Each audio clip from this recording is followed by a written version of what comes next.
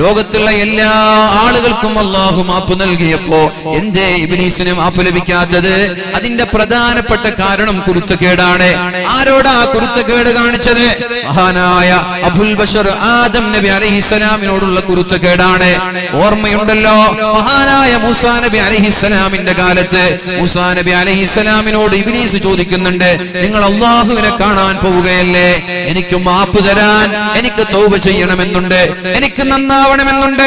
അതുകൊണ്ട് അല്ലാഹുവിനോട് പറയണം, എന്റെ കാര്യം അല്ലാഹുവിനോട് ഉണർത്തണമെന്ന് മഹാനായ മൂസാ നബി അലൈഹിസ്സലാമിനോട് പറഞ്ഞപ്പോൾ മൂസാ നബി തയ്യാറായി. അല്ലാഹുവിന്റെ അടുത്ത് പോയി കാര്യങ്ങൾ അവതരിപ്പിച്ചപ്പോഴാണ് അല്ലാഹു പറയുന്നത്, മൂസാ, ഇബ്ലീസിന് മാപ്പ് കൊടുക്കാൻ ഞാൻ തയ്യാറാണ്, പക്ഷേ ഒരു കാര്യം ചെയ്യണം, ആദം നബി അലൈഹിസ്സലാമിന്റെ ഖബറിടത്തിൽ പോയി സുജൂദ് ചെയ്യാൻ പറയണമെന്ന് മഹാനായ മൂസാ നബി അലൈഹിസ്സലാമിനോട് അല്ലാഹു പറഞ്ഞു. അങ്ങനെയാണ് പിശാചിനെ കാണാനിടയായത്. അല്ലാഹു എന്ത് പറഞ്ഞു? അല്ലാഹുവിനോട് എന്റെ കാര്യം റെക്കമെൻഡ് ചെയ്തോ എന്ന് ചോദിച്ചപ്പോഴാണ് മഹാനായ മൂസാ നബി അലൈഹിസ്സലാം പറഞ്ഞത്, ആദം നബി അലൈഹിസ്സലാമിന്റെ ഖബറിടത്തിൽ പോയി സുജൂദ് ചെയ്യാൻ അല്ലാഹു പറഞ്ഞിട്ടുണ്ട്. എന്താണപ്പോൾ ഇബ്ലീസ് പറഞ്ഞത്? ജീവിച്ചിരിക്കെ ഞാൻ സുജൂദ് ചെയ്തിട്ടില്ല, പിന്നെയല്ലേ മരണപ്പെട്ടു പോയ ഒരു ഖബറിന്റെ മുന്നിൽ പോയി സുജൂദ് ചെയ്യാൻ എന്നെ കിട്ടൂല എന്ന് പറഞ്ഞ് മാറി നിൽക്കുകയാണ് ചെയ്തത്. അതാണ് കുരുത്തക്കേട് എന്ന് പറയുന്നത്. ഇതുപോലെയുള്ള കുരുത്തക്കേട് സമ്പാദിച്ചാൽ നന്നാവാൻ പ്രയാസമാണ് മുഅ്മിനീങ്ങളെ. അല്ലാഹുവിലേക്ക് തൗബ ചെയ്ത് മടങ്ങാനും പ്രയാസമായിരിക്കും. അതുകൊണ്ട് കുരുത്തക്കേട് സമ്പാദിക്കരുത് എന്നാ പറയുന്നത്. വായ നോക്കാൻ വേറെ സ്ഥലങ്ങളുണ്ട്, നമ്പർ കൊടുക്കാൻ വേറെ സ്ഥലങ്ങളുണ്ട്, അതേപോലെ സ്വറ പറയാൻ വേറെ സ്ഥലങ്ങളുണ്ട്, പ്രശ്നങ്ങളൊക്കെ ഉണ്ടാക്കാനും അതുപോലെ മറ്റുള്ള ഏത് തോന്നിവാസങ്ങളിൽ ഏർപ്പെടാനും നമ്മൾക്ക് വേറെ സ്ഥലങ്ങളുണ്ട്. ആ സ്ഥലങ്ങൾ തേടി പോകുന്നതിന് പകരം നന്മയുടെ, മഹാന്മാരുടെ, മലായികീങ്ങളുടെ സാന്നിധ്യമുള്ള, ഔലിയാക്കളുടെ സാന്നിധ്യമുള്ള സ്ഥലങ്ങളെ വളരെ ആത്മാർത്ഥമായി ബഹുമാനിക്കണമെന്ന് വളരെ സ്നേഹത്തോടെ അറിയിക്കുകയാണ്. അല്ലാഹു തആല നമ്മൾക്ക് ബോധം നൽകട്ടെ, അല്ലാഹു നമ്മൾക്ക് ബോധം നൽകട്ടെ. അതുകൊണ്ട് വമാ ആതാകുമുർ റസൂലു ഫഖുദൂ, അല്ലാഹുവിന്റെ റസൂൽ എന്ത് കൊണ്ടുവന്നാലും സ്വീകരിക്കാൻ തയ്യാറാവുക. പിന്നെ അവിടെ മറ്റൊരു ചിന്തയില്ല, വേറൊരു അഭിപ്രായത്തിന് പ്രസക്തിയില്ല. വമാ നഹാകും അൻഹു ഫാതഹു, അല്ലാഹുവിന്റെ ഹബീബ് എന്ത് നിരോധിച്ചാലും നമ്മൾ ഇത് ചെയ്യരുത്. അവിടെ ന്യായീകരണം കണ്ടെത്താൻ നിൽക്കരുത് മുഅ്മിനീങ്ങളെ. വത്തഖുല്ലാഹ്, നിങ്ങൾ അല്ലാഹുവിനെ ഭയപ്പെടണേ. എന്താ തഖ്വ എന്ന് പറഞ്ഞാൽ എന്താണ്? ഇംതിസാലു അവാമിരില്ലാഹ്, അല്ലാഹു പറഞ്ഞത് ചെയ്യലാണ് തഖ്വ എന്ന് പറഞ്ഞാൽ. വജ്തിനാബു നവാഹി, അല്ലാഹു ചെയ്യല്ല എന്ന് പറഞ്ഞതിൽ നിന്ന് മാറി നിൽക്കുക. ചെയ്യാൻ പറഞ്ഞത് ചെയ്യുക, ചെയ്യല്ലേ എന്ന് പറഞ്ഞതിൽ നിന്ന് വിട്ടു നിൽക്കുക. ഇതാണ് തഖ്വ. വത്തഖുല്ലാഹ ഇന്നല്ലാഹ ശദീദുൽ ഇഖാബ്, അല്ലാഹുവിനെ തഖ്വയുള്ളവരായി മാറണം. എന്താ തഖ്വ എന്ന് പറഞ്ഞാൽ? അല്ലാഹു ചെയ്യാൻ പറഞ്ഞ വിഷയങ്ങൾ ചെയ്യണം, ചെയ്യല്ല എന്ന് പറഞ്ഞതിൽ നിന്ന് മാറി നിൽക്കണം. ഇതാണ് തഖ്വ എന്ന് പറഞ്ഞാൽ. ഇനി ചെയ്യാൻ പറഞ്ഞ വിഷയങ്ങൾ ഒരാൾ ചെയ്തില്ലെങ്കിൽ ഉടനെ തന്നെ തൗബ ചെയ്ത് മടങ്ങിയേക്കണം. ചെയ്യരുത് എന്ന് പറഞ്ഞ വിഷയങ്ങൾ ചെയ്തു പോയാൽ ഉടനെ തന്നെ തൗബ ചെയ്ത് മടങ്ങിയേക്കണം. ഇത് മുത്തഖീങ്ങളുടെ അടയാളമാണ്. എന്നാൽ തഖ്വ ഇല്ലാത്തതിന്റെ ലക്ഷണമാണ്. ചെയ്യരുത് എന്ന് പറഞ്ഞ വിഷയങ്ങൾ നിരന്തരമായി ആവർത്തിക്കുന്നു, എന്നാൽ തൗബ ചെയ്യാൻ അയാൾ തയ്യാറുമല്ല. ചെയ്യാൻ പറഞ്ഞ വിഷയങ്ങൾ തീരെ ചെയ്യുന്നില്ല, എന്നിട്ടും തൗബ ചെയ്യാൻ അയാൾ തയ്യാറല്ല. ഇതാണ് മുത്തഖിയല്ലാത്ത ഫാസിഖായ, ഫാജിറായ ചമ്മാടികളുടെ അടയാളം. ഇതാണ് പെട്ടെന്ന് പെട്ടെന്ന് തൗബ ചെയ്യുക എന്നുള്ളതാണ് ഒരു യഥാർത്ഥ വിശ്വാസിയുടെ അടയാളം. അതുകൊണ്ട് മുഅ്മിനീങ്ങളെ, തെറ്റുകൾ നാളേക്ക് വേണ്ടി മാറ്റിവെക്കാതെ, പിന്നെ നന്നാവാം, നാളെ നന്നാവാം, അടുത്ത വർഷം നന്നാവാം, വിവാഹം കഴിക്കട്ടെ, കല്യാണം കഴിയട്ടെ, കുട്ടികൾ ഉണ്ടാവട്ടെ, ഹജ്ജ് ചെയ്യട്ടെ, ഉംറ ചെയ്യട്ടെ, പേരക്കുട്ടികൾ ഉണ്ടാവട്ടെ എന്നിങ്ങനെ കാത്തിരിക്കുന്നതിന് പകരം ഏത് തെറ്റു വന്നാലും ഉടനെ തന്നെ തൗബ ചെയ്യാനുള്ള മനസ്സ്, അതാണ് തഖ്വയുടെ അടയാളം എന്ന് എന്റെ പ്രിയപ്പെട്ട ചെറുപ്പക്കാരോട് വളരെ സ്നേഹത്തോടെ അറിയിക്കാൻ ഞാൻ ആഗ്രഹിക്കുകയാണ്. കാരണം ഇന്നല്ലാഹ യുഹിബ്ബുശ്ശാബത്തായിബ്, അല്ലാഹുവിനെ തൗബ ചെയ്യുന്ന ചെറുപ്പക്കാരെ ഇഷ്ടമാണ്. അല്ലാഹു എന്തുകൊണ്ടാണ് പറഞ്ഞത്? തൗബ ചെയ്യുന്ന ചെറുപ്പക്കാരെ അല്ലാഹുവിന് ഇഷ്ടമാണെന്ന് പറയാനുള്ള കാരണം എന്താണ്? ആലോചിച്ചു നോക്കൂ. ചെറുപ്പക്കാരുടെ ഭാഗത്താണ് ഭാഗത്താണ് തെറ്റുകൾ വരാനുള്ള സാധ്യത കൂടുതൽ. ചെറുപ്പക്കാരുടെ ഭാഗത്താണ് തെറ്റുകൾ വരാനുള്ള സാധ്യത കൂടുതൽ. അതുകൊണ്ട് ചെറുപ്പക്കാർ തെറ്റു വരുമ്പോൾ തൗബ ചെയ്യുകയാണെങ്കിൽ അല്ലാഹുവിന് അവരെ ഇഷ്ടമാണെന്ന് ശഫീഉനാ റസൂലുള്ളാഹി സ്വല്ലല്ലാഹു അലൈഹി വസല്ലം. അതേപോലെ 60 കഴിഞ്ഞിട്ടും ബോധം വരാത്ത വയസ്സന്മാരെ അല്ലാഹുവിന് വെറുപ്പാണ് എന്നും ശഫീഉനാ റസൂലുള്ളാഹ്. 60 കഴിഞ്ഞ ആളുകൾ ശരീരത്തിന്റെ താടിരോമങ്ങൾ നിരബാധിച്ചിട്ടുണ്ട്, തലയുടെ മുടികൾ നിരബാധിച്ചിട്ടുണ്ട്, വയസ്സ് 60ആയി, തഹജ്ജുദ് നിസ്കാരമില്ല, ജമാഅത്തില്ല, ഖുർആൻ പാരായണങ്ങളില്ല, നാവ് സൂക്ഷിക്കുന്നില്ല, തീരെ അല്ലാഹുവിന്റെ ബോധമില്ലാതെ യൗവനത്തിലെ യുവാക്കൾ കളിക്കുന്നത് പോലെ കളിക്കുകയാണെങ്കിൽ അല്ലാഹുവിന് അവരോട് കോപമാണ്, അല്ലാഹുവിന് അവരോട് വെറുപ്പാണ് എന്ന് ശഫീഉനാ റസൂലുള്ളാഹ്. ഈ ഹബീബാണ് നമ്മോട് പറഞ്ഞത്, കുന്തു നഹൈതുകും അൻ സിയാറത്തിൽ ഖുബൂർ, ഞാൻ നിങ്ങളോട് ഖബർ സിയാറത്ത് വേണ്ട എന്ന് പറഞ്ഞിരുന്നു. ഞാൻ നിങ്ങളോട് പറഞ്ഞിരുന്നു ഖബർ സിയാറത്ത് വേണ്ട എന്ന്. നിങ്ങൾ ഖബറിലേക്ക് സിയാറത്തിന് പോകരുത് എന്ന് ഞാൻ നിങ്ങളോട് പറഞ്ഞിരുന്നു. എന്നാൽ അലാ ഫസൂറുഹാ, എന്നാൽ ഇന്നു മുതൽ നിങ്ങൾ ഖബർ സിയാറത്ത് ചെയ്തോളൂ എന്ന്, ഖബർ സിയാറത്ത് ഞാൻ നിങ്ങൾക്ക് അനുവദിച്ചു തന്നു എന്ന് ശഫീഉനാ റസൂലുള്ളാഹി സ്വല്ലല്ലാഹു അലൈഹി വസല്ലം. അങ്ങനെ ഒരു ഖബറിന്റെ സമീപത്തേക്ക് കടന്നു വരുമ്പോഴാണ് മരണത്തെ നമ്മൾ കൂർക്കാൻ കഴിയുക. വഅദുകളിൽ ഏറ്റവും വലിയ വഅദ് ഏതാണ്? മരണമാണ് മുഅ്മിനീങ്ങളെ. മരണത്തെക്കാളും വലിയ ഒരു വഅദ് പറയാനില്ല. മരണമാണ് ഏറ്റവും വലിയ വഅദ്. 4-5 ചെറുപ്പക്കാർ വലിയ ചങ്ങാതിമാരാണെന്ന് സങ്കല്പിക്കുക, നല്ല കൂട്ടുകാരാണെന്ന് സങ്കല്പിക്കുക.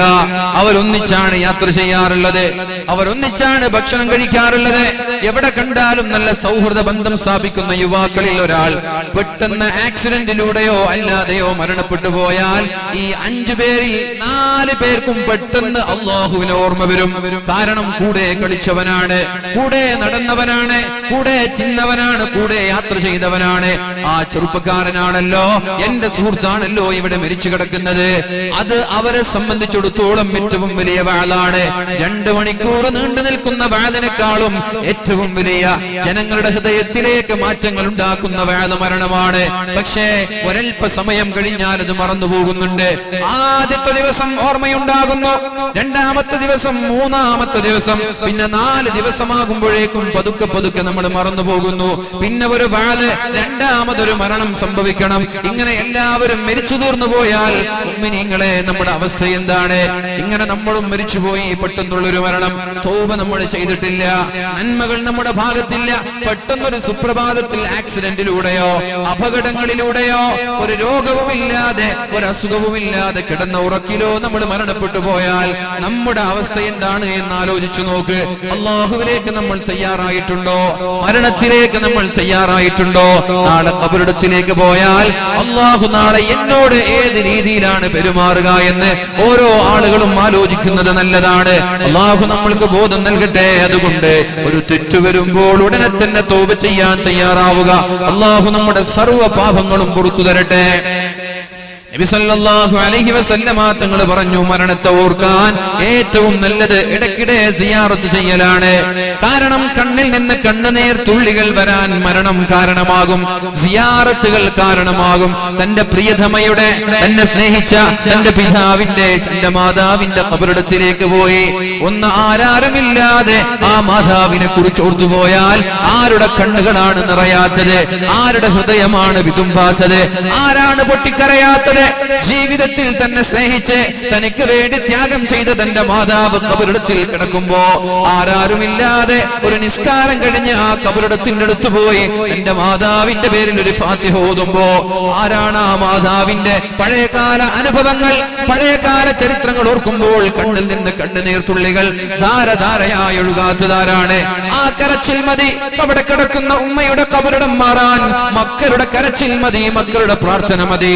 അതാണ് അല്ലാഹുവിന്റെ ഹബീബ് സല്ലല്ലാഹു അലൈഹി വസല്ലമ തങ്ങൾ പറഞ്ഞത്. നിങ്ങൾ വഫാത്താകുന്ന സമയത്ത്, നിങ്ങൾ മരിക്കുന്ന സമയത്ത് നിങ്ങളുടെ മക്കളെ എല്ലാം സ്വാലിഹീങ്ങളാക്കി മരിക്കണമെന്ന് പറയാനുള്ള കാരണം അതാണ്. സ്വാലിഹീങ്ങളായ മക്കൾക്ക് ഇതെന്റെ ഉമ്മയാണെന്ന് പറഞ്ഞ് ഉമ്മയുടെ ഖബറിടത്തിലേക്ക് ഒന്ന് വന്ന് ദുആ ചെയ്യാനുള്ള സന്മനസ്സുണ്ടാവുള്ളൂ. ആ സ്വാലിഹീങ്ങളായ മക്കള് ഒന്ന് മനമുരുകിയാൽ, ഒന്ന് കരഞ്ഞുപോയാൽ, ഹൃദയമൊന്ന് വിതുമ്പിപ്പോയാൽ, ഖൽബൊന്ന് ഇടർച്ചയുണ്ടായാൽ അള്ളാഹുവിന് പിന്നെ ലജ്ജയാണ്, അള്ളാഹുവിന് നാണമാണ്. അള്ളാഹു തആല ഇവരുടെ പ്രാർത്ഥനകൾക്ക് ഉത്തരം നൽകാതെ ഇവരുടെ ദുആഇനെ തിരസ്കരിക്കാൻ അള്ളാഹുവിന് കഴിയില്ല. കാരണം അള്ളാഹുവിന് നാണമാണ്. ആ മാതാവിന്റെ ഖബറിടത്തിൽ പോയി വിതുമ്പുന്ന മക്കളുടെ പ്രാർത്ഥന അള്ളാഹു സ്വീകരിച്ചില്ലെങ്കിൽ പിന്നെ ആരുടെ പ്രാർത്ഥനയാണ് മുഅ്മിനീങ്ങളെ അള്ളാഹു സ്വീകരിക്കുന്നത്? അതുകൊണ്ട് നമ്മൾ ഇടയ്ക്കിടെ മരണപ്പെട്ടു പോയ ആളുകൾ മഖബറകൾ മസാറുകൾ സന്ദർശിച്ചു കൊണ്ടേയിരിക്കണം. അത് മരണത്തെ ഓർക്കാൻ നല്ലതാണെന്ന് ശഫീഉനാ റസൂലുള്ളാഹ് സല്ലല്ലാഹു അലൈഹി വസല്ലം മഹാനായ അബൂ ദർദാ റളിയല്ലാഹു അൻഹു നമ്മോട് പറയുന്നുണ്ട്, മൻ അക്സറ മിൻ ദിക്രിൽ മൗത്ത്, ആരാണോ നിരന്തരമായി മരണത്തെ ഓർത്തുകൊണ്ടിരിക്കുന്നത്, ഞാൻ മരിക്കുമെന്നുള്ള ചിന്ത നമ്മൾക്കുണ്ടാവണം. രാവിലെ എണീറ്റാൽ വൈകുന്നേരം വരെ ഞാൻ ജീവിച്ചിരിക്കുമെന്ന് ഒരാളും ഉറപ്പിക്കാൻ പാടില്ല. രാവിലെ ഉണരുന്നത് തന്നെ അൽഹംദുലില്ലാഹില്ലദീ അഹ്യാനി ബഅദമാ അമാതനി വഇലൈഹിൻ നുശൂർ. അല്ലാഹുവേ, ഒരു മരണത്തിൽ നിന്ന് ഞാൻ ഇതാ ജനിച്ചിരിക്കുകയാണ്, ഒരു മരണത്തിൽ നിന്ന് ഞാൻ ഇതാ പുനർജീവിച്ചിരിക്കുകയാണ്. നീയാണ് എന്നെ പുനർജീവിപ്പിച്ചത്, നിനക്കാണ് സർവസ്തുതിയും. ഇനി വൈകുന്നേരത്തിനും മുമ്പേ ഞാൻ മരിക്കാൻ സാധ്യതയുണ്ടല്ലോ. മഗ്രിബായാൽ അല്ലാഹുവേ നാളെ സുബഹി വരെ ഞാൻ ജീവിച്ചിരിക്കുമെന്ന് ഉറപ്പില്ല. രാത്രി ഉറങ്ങാൻ കിടക്കുന്ന ആളുകൾ പറയുന്നത് ബിസ്മികല്ലാഹുമ്മ അമൂതു വഅഹ്യാ, ഉറങ്ങുമ്പോഴും ഓർക്കുന്നത് മരണത്തെയാണ്, എണീക്കുമ്പോഴും ഓർക്കുന്നത് മരണത്തെയാണ്. ഈ ദിക്റുകൾ ചെല്ലാത്തത് കൊണ്ട് അല്ലെങ്കിൽ ചെല്ലുന്ന ആളുകൾക്ക് അർത്ഥമറിയാത്തത് കൊണ്ടാണ് മരണത്തെ നമ്മൾക്ക് ഓർമ്മ വരാത്തത്. ചെറുപ്പക്കാരാ, പാറി നടക്കുന്ന സമയമാണിത്, ചോരത്തിളപ്പുള്ള സമയമാണിത്, ആരെയും ചോദ്യം ചെയ്യാനുള്ള തന്റെ ഇടവും ധിക്കാരവും തോന്നുന്ന സമയമാണിത്. ഏത് തോന്നിവാസങ്ങളും ചെയ്യാൻ മടിയില്ലാത്ത കാലമാണിത്. പ്രണയിക്കാൻ മടിയില്ല, വ്യഭിചരിക്കാൻ മടിയില്ല, കഞ്ചാവിന്റെയും മയക്കുമരുന്നിന്റെയും അടിമയാവാനും മടിയില്ല, ആരെയും പേടിയില്ല. മാതാപിതാക്കൾ പറഞ്ഞാൽ അനുസരിക്കില്ല, ഉസ്താദുമാര് പറഞ്ഞാൽ അനുസരിക്കില്ല. ഉസ്താദ് എന്തിനാ അത് പറയുന്നത് എന്ന് ചോദിക്കുന്ന രീതിയിൽ കേരളക്കാരെ നമ്മൾ മാറാൻ പാടില്ല. ആന്ധ്രാപ്രദേശിലെ ഒരു പള്ളിയിൽ ഒരു ഉസ്താദ് കള്ളുകുടിയന്മാർക്കെതിരെ പ്രഭാഷണം നടത്തിയപ്പോഴാണ് കള്ളുകുടിയന്മാര് വന്ന് ജുമാ കഴിഞ്ഞ ഉടനെ പ്രശ്നമുണ്ടാക്കിയത്. അയാളോട് ആരാ പ്രഭാഷണം നടത്താൻ പറഞ്ഞത്? കള്ളിനെതിരെ പ്രഭാഷണം നടത്താൻ അയാൾ ആരാ എന്ന് ചോദിക്കുന്നത് ആന്ധ്രാപ്രദേശിലുള്ള വിവരമില്ലാത്ത മദ്രസയുടെ വരാന്ത പോലും കാണാത്ത വിവരമില്ലാത്ത ആളുകളാണെങ്കിൽ എന്റെ പ്രിയപ്പെട്ട മുഅ്മിനീങ്ങളെ, കേരളക്കര എന്ന് പറയുന്നത് സാക്ഷരത കേരളമെന്നും പ്രബുദ്ധ കേരളമെന്നും പൊങ്ങച്ചം നടിക്കുന്ന നമ്മള്, അതേപോലെ മദ്രസയിൽ 10ാം ക്ലാസ് വരെ പോയ നമ്മള് എന്തിനാണ് ഉസ്താദ് അത് പറഞ്ഞത് എന്ന് ചോദ്യം ചെയ്യാൻ നിങ്ങൾക്ക് അവകാശമില്ല. ഉസ്താദുമാരല്ലാതെ പിന്നെ ആരാ ഇത് പറയേണ്ടത്? പള്ളിയുടെ മിമ്പറിൽ കയറി വെള്ളിയാഴ്ച ദിവസം ഉസ്താദുമാരല്ലാതെ പിന്നെ ആരാ നിങ്ങളോട് പറയേണ്ടത്?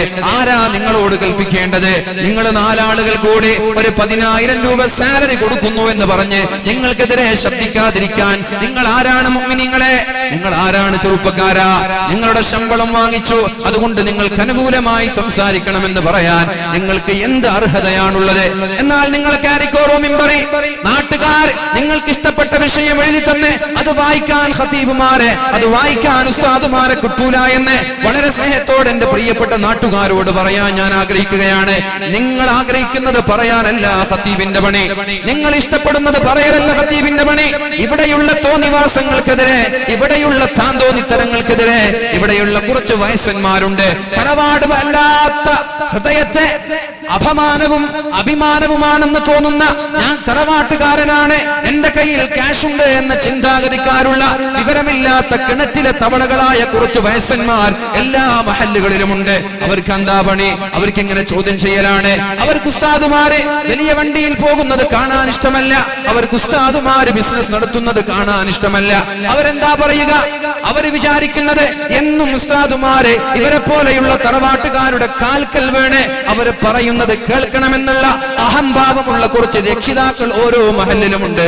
കേട്ടോളൂ, നിങ്ങൾ എഴുതി തരുന്നത് വായിക്കാനല്ല ഖതീബുമാര് മിമ്പറിൽ കയറുന്നത് എന്ന് സാന്ദർഭികമായി ഉണർത്താൻ ഞാൻ ആഗ്രഹിക്കുകയാണ്. അപ്പോൾ എന്റെ പ്രിയപ്പെട്ട ചെറുപ്പക്കാരെ, ഉസ്താദുമാര് പറഞ്ഞാലും നിങ്ങൾ കേൾക്കൂല, മാതാപിതാക്കൾ പറഞ്ഞാലും കേൾക്കൂല, പിന്നെ ആരാ നിങ്ങളോട് പറയേണ്ടത്? തങ്ങന്മാര് പറഞ്ഞാലും കേൾക്കൂല, രാഷ്ട്രീയ നേതാക്കന്മാര് പറഞ്ഞാലും കേൾക്കൂല, സംഘടനാ നേതാക്കന്മാര് പറഞ്ഞാലും കേൾക്കൂല. പിന്നെ അല്ലാഹു ആകാശ ലോകത്ത് നിന്ന് ഇറങ്ങി വരണമെന്നാണോ നിങ്ങൾ പറയുന്നത്? അള്ളാഹു ആകാശ ലോകത്ത് നിന്ന് ഇറങ്ങി വരണമെന്നാണോ പറയുന്നത്? അള്ളാഹു പറഞ്ഞ ഒരു ഹദീസുണ്ട്, റസൂലുള്ളാഹി സ്വല്ലല്ലാഹു അലൈഹി വസല്ലമ തങ്ങൾ പറഞ്ഞൊരു ഹദീസുണ്ട്, ഇന്ന ഹാദിഹിൽ ഖുലൂബ, ഓരോ മനുഷ്യന്റെ ഹൃദയവും ഇരുമ്പുകൾക്ക് വെള്ളം ചേരുന്ന സമയങ്ങളിൽ ഇരുമ്പ് തുരുമ്പ് പിടിക്കുന്നത് പോലെ ഓരോ ആളുകളുടെ ഹൃദയവും തുരുമ്പ് പിടിച്ചു പോകുമെന്ന് ശഫീഉനാ റസൂലുള്ളാഹ്. നിങ്ങളൊക്കെ ഇരുമ്പ് കണ്ടവരാ അല്ലെ? ഇരുമ്പ് കാണാത്ത ആളുകൾ ആരുണ്ടാവില്ല. ആ ഇരുമ്പുകൾ വെള്ളം കൊണ്ടാൽ പുറത്തു വെച്ചാൽ തുരുമ്പ് പിടിക്കും. ആ തുരുമ്പ് പിടിച്ച ഇരുമ്പുകളെ നമ്മൾ മെറ്റൽ പേപ്പറുകൾ കൊണ്ട് അതിനെ ശുദ്ധിയാക്കിയില്ലെങ്കിൽ, വർഷങ്ങളോളം അതിനെ നമ്മൾ ഒഴിവാക്കി വിട്ടാൽ അത് പിന്നെ കുമ്പായി, ഓട്ടയായി, കേടായി, അതിങ്ങനെ പൊടിപൊടിയായി നിലത്ത് അല്ലേ? അങ്ങനല്ലേ? അതാണ് ഇരുമ്പിന്റെ അവസ്ഥ. ഇതേപോലൊരു മനുഷ്യന്റെ അവസ്ഥ അങ്ങനെയാണ്. ഇരുമ്പുകൾ തുരുമ്പ് പിടിക്കുന്നത് പോലെ ഓരോ മനുഷ്യന്റെ ഹൃദയവും തുരുമ്പ് പിടിക്കുമെന്ന് ശഫീഉനാ റസൂലുള്ളാഹി സ്വല്ലല്ലാഹു അലൈഹി വസല്ലം. അതുകൊണ്ട് മെറ്റൽ പേപ്പറുകൾ ഉപയോഗിച്ചാണ് ഇരുമ്പിനെ ശുദ്ധീകരിക്കേണ്ടതെങ്കിൽ വമാ ജലാഉഹാ യാ റസൂലല്ലാഹ്, അല്ലാഹുവിന്റെ റസൂലേ, തുരുമ്പ് പിടിച്ച ഹൃദയങ്ങളെ എങ്ങനെയാണ് നബിയെ ശുദ്ധീകരിക്കേണ്ടത്? അല്ലാഹുവിന്റെ ഹബീബ് എന്താ പറഞ്ഞത്? നിങ്ങൾ മരണത്തെ ഓർക്കണം, നിങ്ങൾ മരണത്തെ ഓർക്കണം, അള്ളാഹുവിനെ ഓർക്കണം. അള്ളാഹുവിനെ കുറിച്ച് ചർച്ച ചെയ്യപ്പെടുന്ന വാദകളിൽ ഇരുന്നാലല്ലേ അള്ളാഹുവിനെ കുറിച്ച് ഓർക്കാൻ കഴിയുക? അള്ളാഹുവിനെ കുറിച്ച് ചർച്ച ചെയ്യപ്പെടുന്ന സദസ്സുകളിൽ ഇരുന്നാലല്ലേ അള്ളാഹുവിനെ കുറിച്ച് ഓർക്കാൻ കഴിയുക? പരിശുദ്ധമായ ഖുർആൻ ഓതണം, മരണത്തെ ഓർക്കണം, അള്ളാഹുവിനെ കുറിച്ച് ചർച്ച ചെയ്യപ്പെടുന്ന വാദകൾ നിങ്ങൾ കേൾക്കണം. ഇതൊന്നും കേൾക്കാൻ തയ്യാറാവാത്ത ആളുകളുടെ ഹൃദയങ്ങൾ ഇരുമ്പ് നശിച്ചു പോകുന്നത് പോലെ അവരുടെ ഹൃദയവും നശിച്ചു പോകുമെന്ന്. അങ്ങനെ നശിച്ചു പോയാൽ ലാ യഅരിഫു മഅറൂഫൻ വലാ യുൻകിറു മുൻകറാ, അവർക്ക് പിന്നെ നന്നാവാൻ കഴിയൂല, നന്മ ഏത് തിന്മ ഏത് എന്ന് തിരിച്ചറിയൂല എന്ന് ശഫീഉനാ റസൂലുള്ളാഹി സ്വല്ലല്ലാഹു അലൈഹി വസല്ലം. അതിനൊക്കെ പുച്ഛത്തോടെ കണ്ടോളൂ. ചില ആളുകൾക്ക് അങ്ങനെ ഒരു സ്വഭാവമുണ്ട്. വയസ്സന്മാർക്കുണ്ട്, ചെറുപ്പക്കാർക്കുണ്ട്. അതൊക്കെ മൊയ്ലാമാർക്ക് വേറെ പണിയൊന്നുമില്ല. മൊയ്ലാമാർക്ക് പണിയില്ലാഞ്ഞിട്ടല്ലേ എന്നാ നിങ്ങളിങ്ങനെ മാറുന്നുള്ളൂ. ഇരുമ്പ് എങ്ങനെയാണോ നശിക്കുന്നത് അതേപോലെ ഹൃദയവും നശിക്കും. നശിച്ചു കഴിഞ്ഞാൽ പിന്നെ അതിനെ റീകവർ ചെയ്യാൻ പറ്റൂല. ഏതൊരു വസ്തുവും അങ്ങനെയാണ്. റസൂലുള്ളാഹി സ്വല്ലല്ലാഹു അലൈഹി വസല്ലമ തങ്ങൾ പറഞ്ഞൊരു ഹദീസ് കാണണം, വലാ തുക്സിരിൽ ലഹിക ഫഇന്നൽ ലഹിക തുമീതുൽ ഖൽബ, നിങ്ങൾ ഒരുപാട് ചിരിക്കരുത് മുഅ്മിനീങ്ങളെ, ഒരുപാട് ചിരിക്കാൻ പാടില്ല. ചിരിക്കുന്നവരുടെ ഹൃദയം കടുത്തുപോകും, ഖസ്വത്തുൽ ഖൽബുണ്ടാകും, ഹൃദയത്തിൽ കാഠിന്യമുണ്ടാകുമെന്ന് ശഫീഉനാ റസൂലുള്ളാഹ്. തീരെ ചിരിക്കണ്ടെന്നല്ല, സ്മൈലിംഗ്, അതേപോലെ തബസ്സും, പുഞ്ചിരിക്കുന്നത് സ്വതക്കയാണെന്ന് പഠിപ്പിച്ച മതമാണ് ഇസ്ലാം. അതല്ല നമ്മൾ ചിരിക്കാൻ പോലും ഇസ്ലാമിൽ അവകാശമില്ല എന്ന് പറഞ്ഞിട്ട് ഇനി യുക്തിവാദികളൊന്നും പ്രസംഗിക്കാൻ നിൽക്കണ്ട. ഇസ്ലാമിൽ ചിരിക്കാൻ പോലും അവകാശമില്ല, അങ്ങനെയല്ല പറഞ്ഞത്. ഇസ്ലാം പറഞ്ഞത് നിന്റെ സഹോദരനെ പുഞ്ചിരിക്കുന്നത് പോലും, സഹോദരനോട് പുഞ്ചിരിക്കുന്നത് പോലും സ്വതക്കയാണ്, ദാനധർമ്മമാണെന്ന് പഠിപ്പിച്ച മതമാണ് ഇസ്ലാം. പക്ഷേ പൊട്ടി ചിരിക്കുന്നവരാവരുത്. നിരന്തരമായി ചിരിയും തമാശയും തന്നെയാണ്.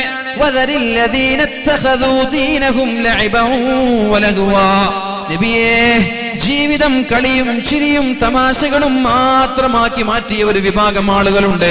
അവരെ വിട്ടേക്ക് നബിയേ, അവരെ ഞാൻ നോക്കിക്കോളാം. അല്ലാഹുവാണ് പറഞ്ഞത്, അവരെ വിട്ടേക്ക്.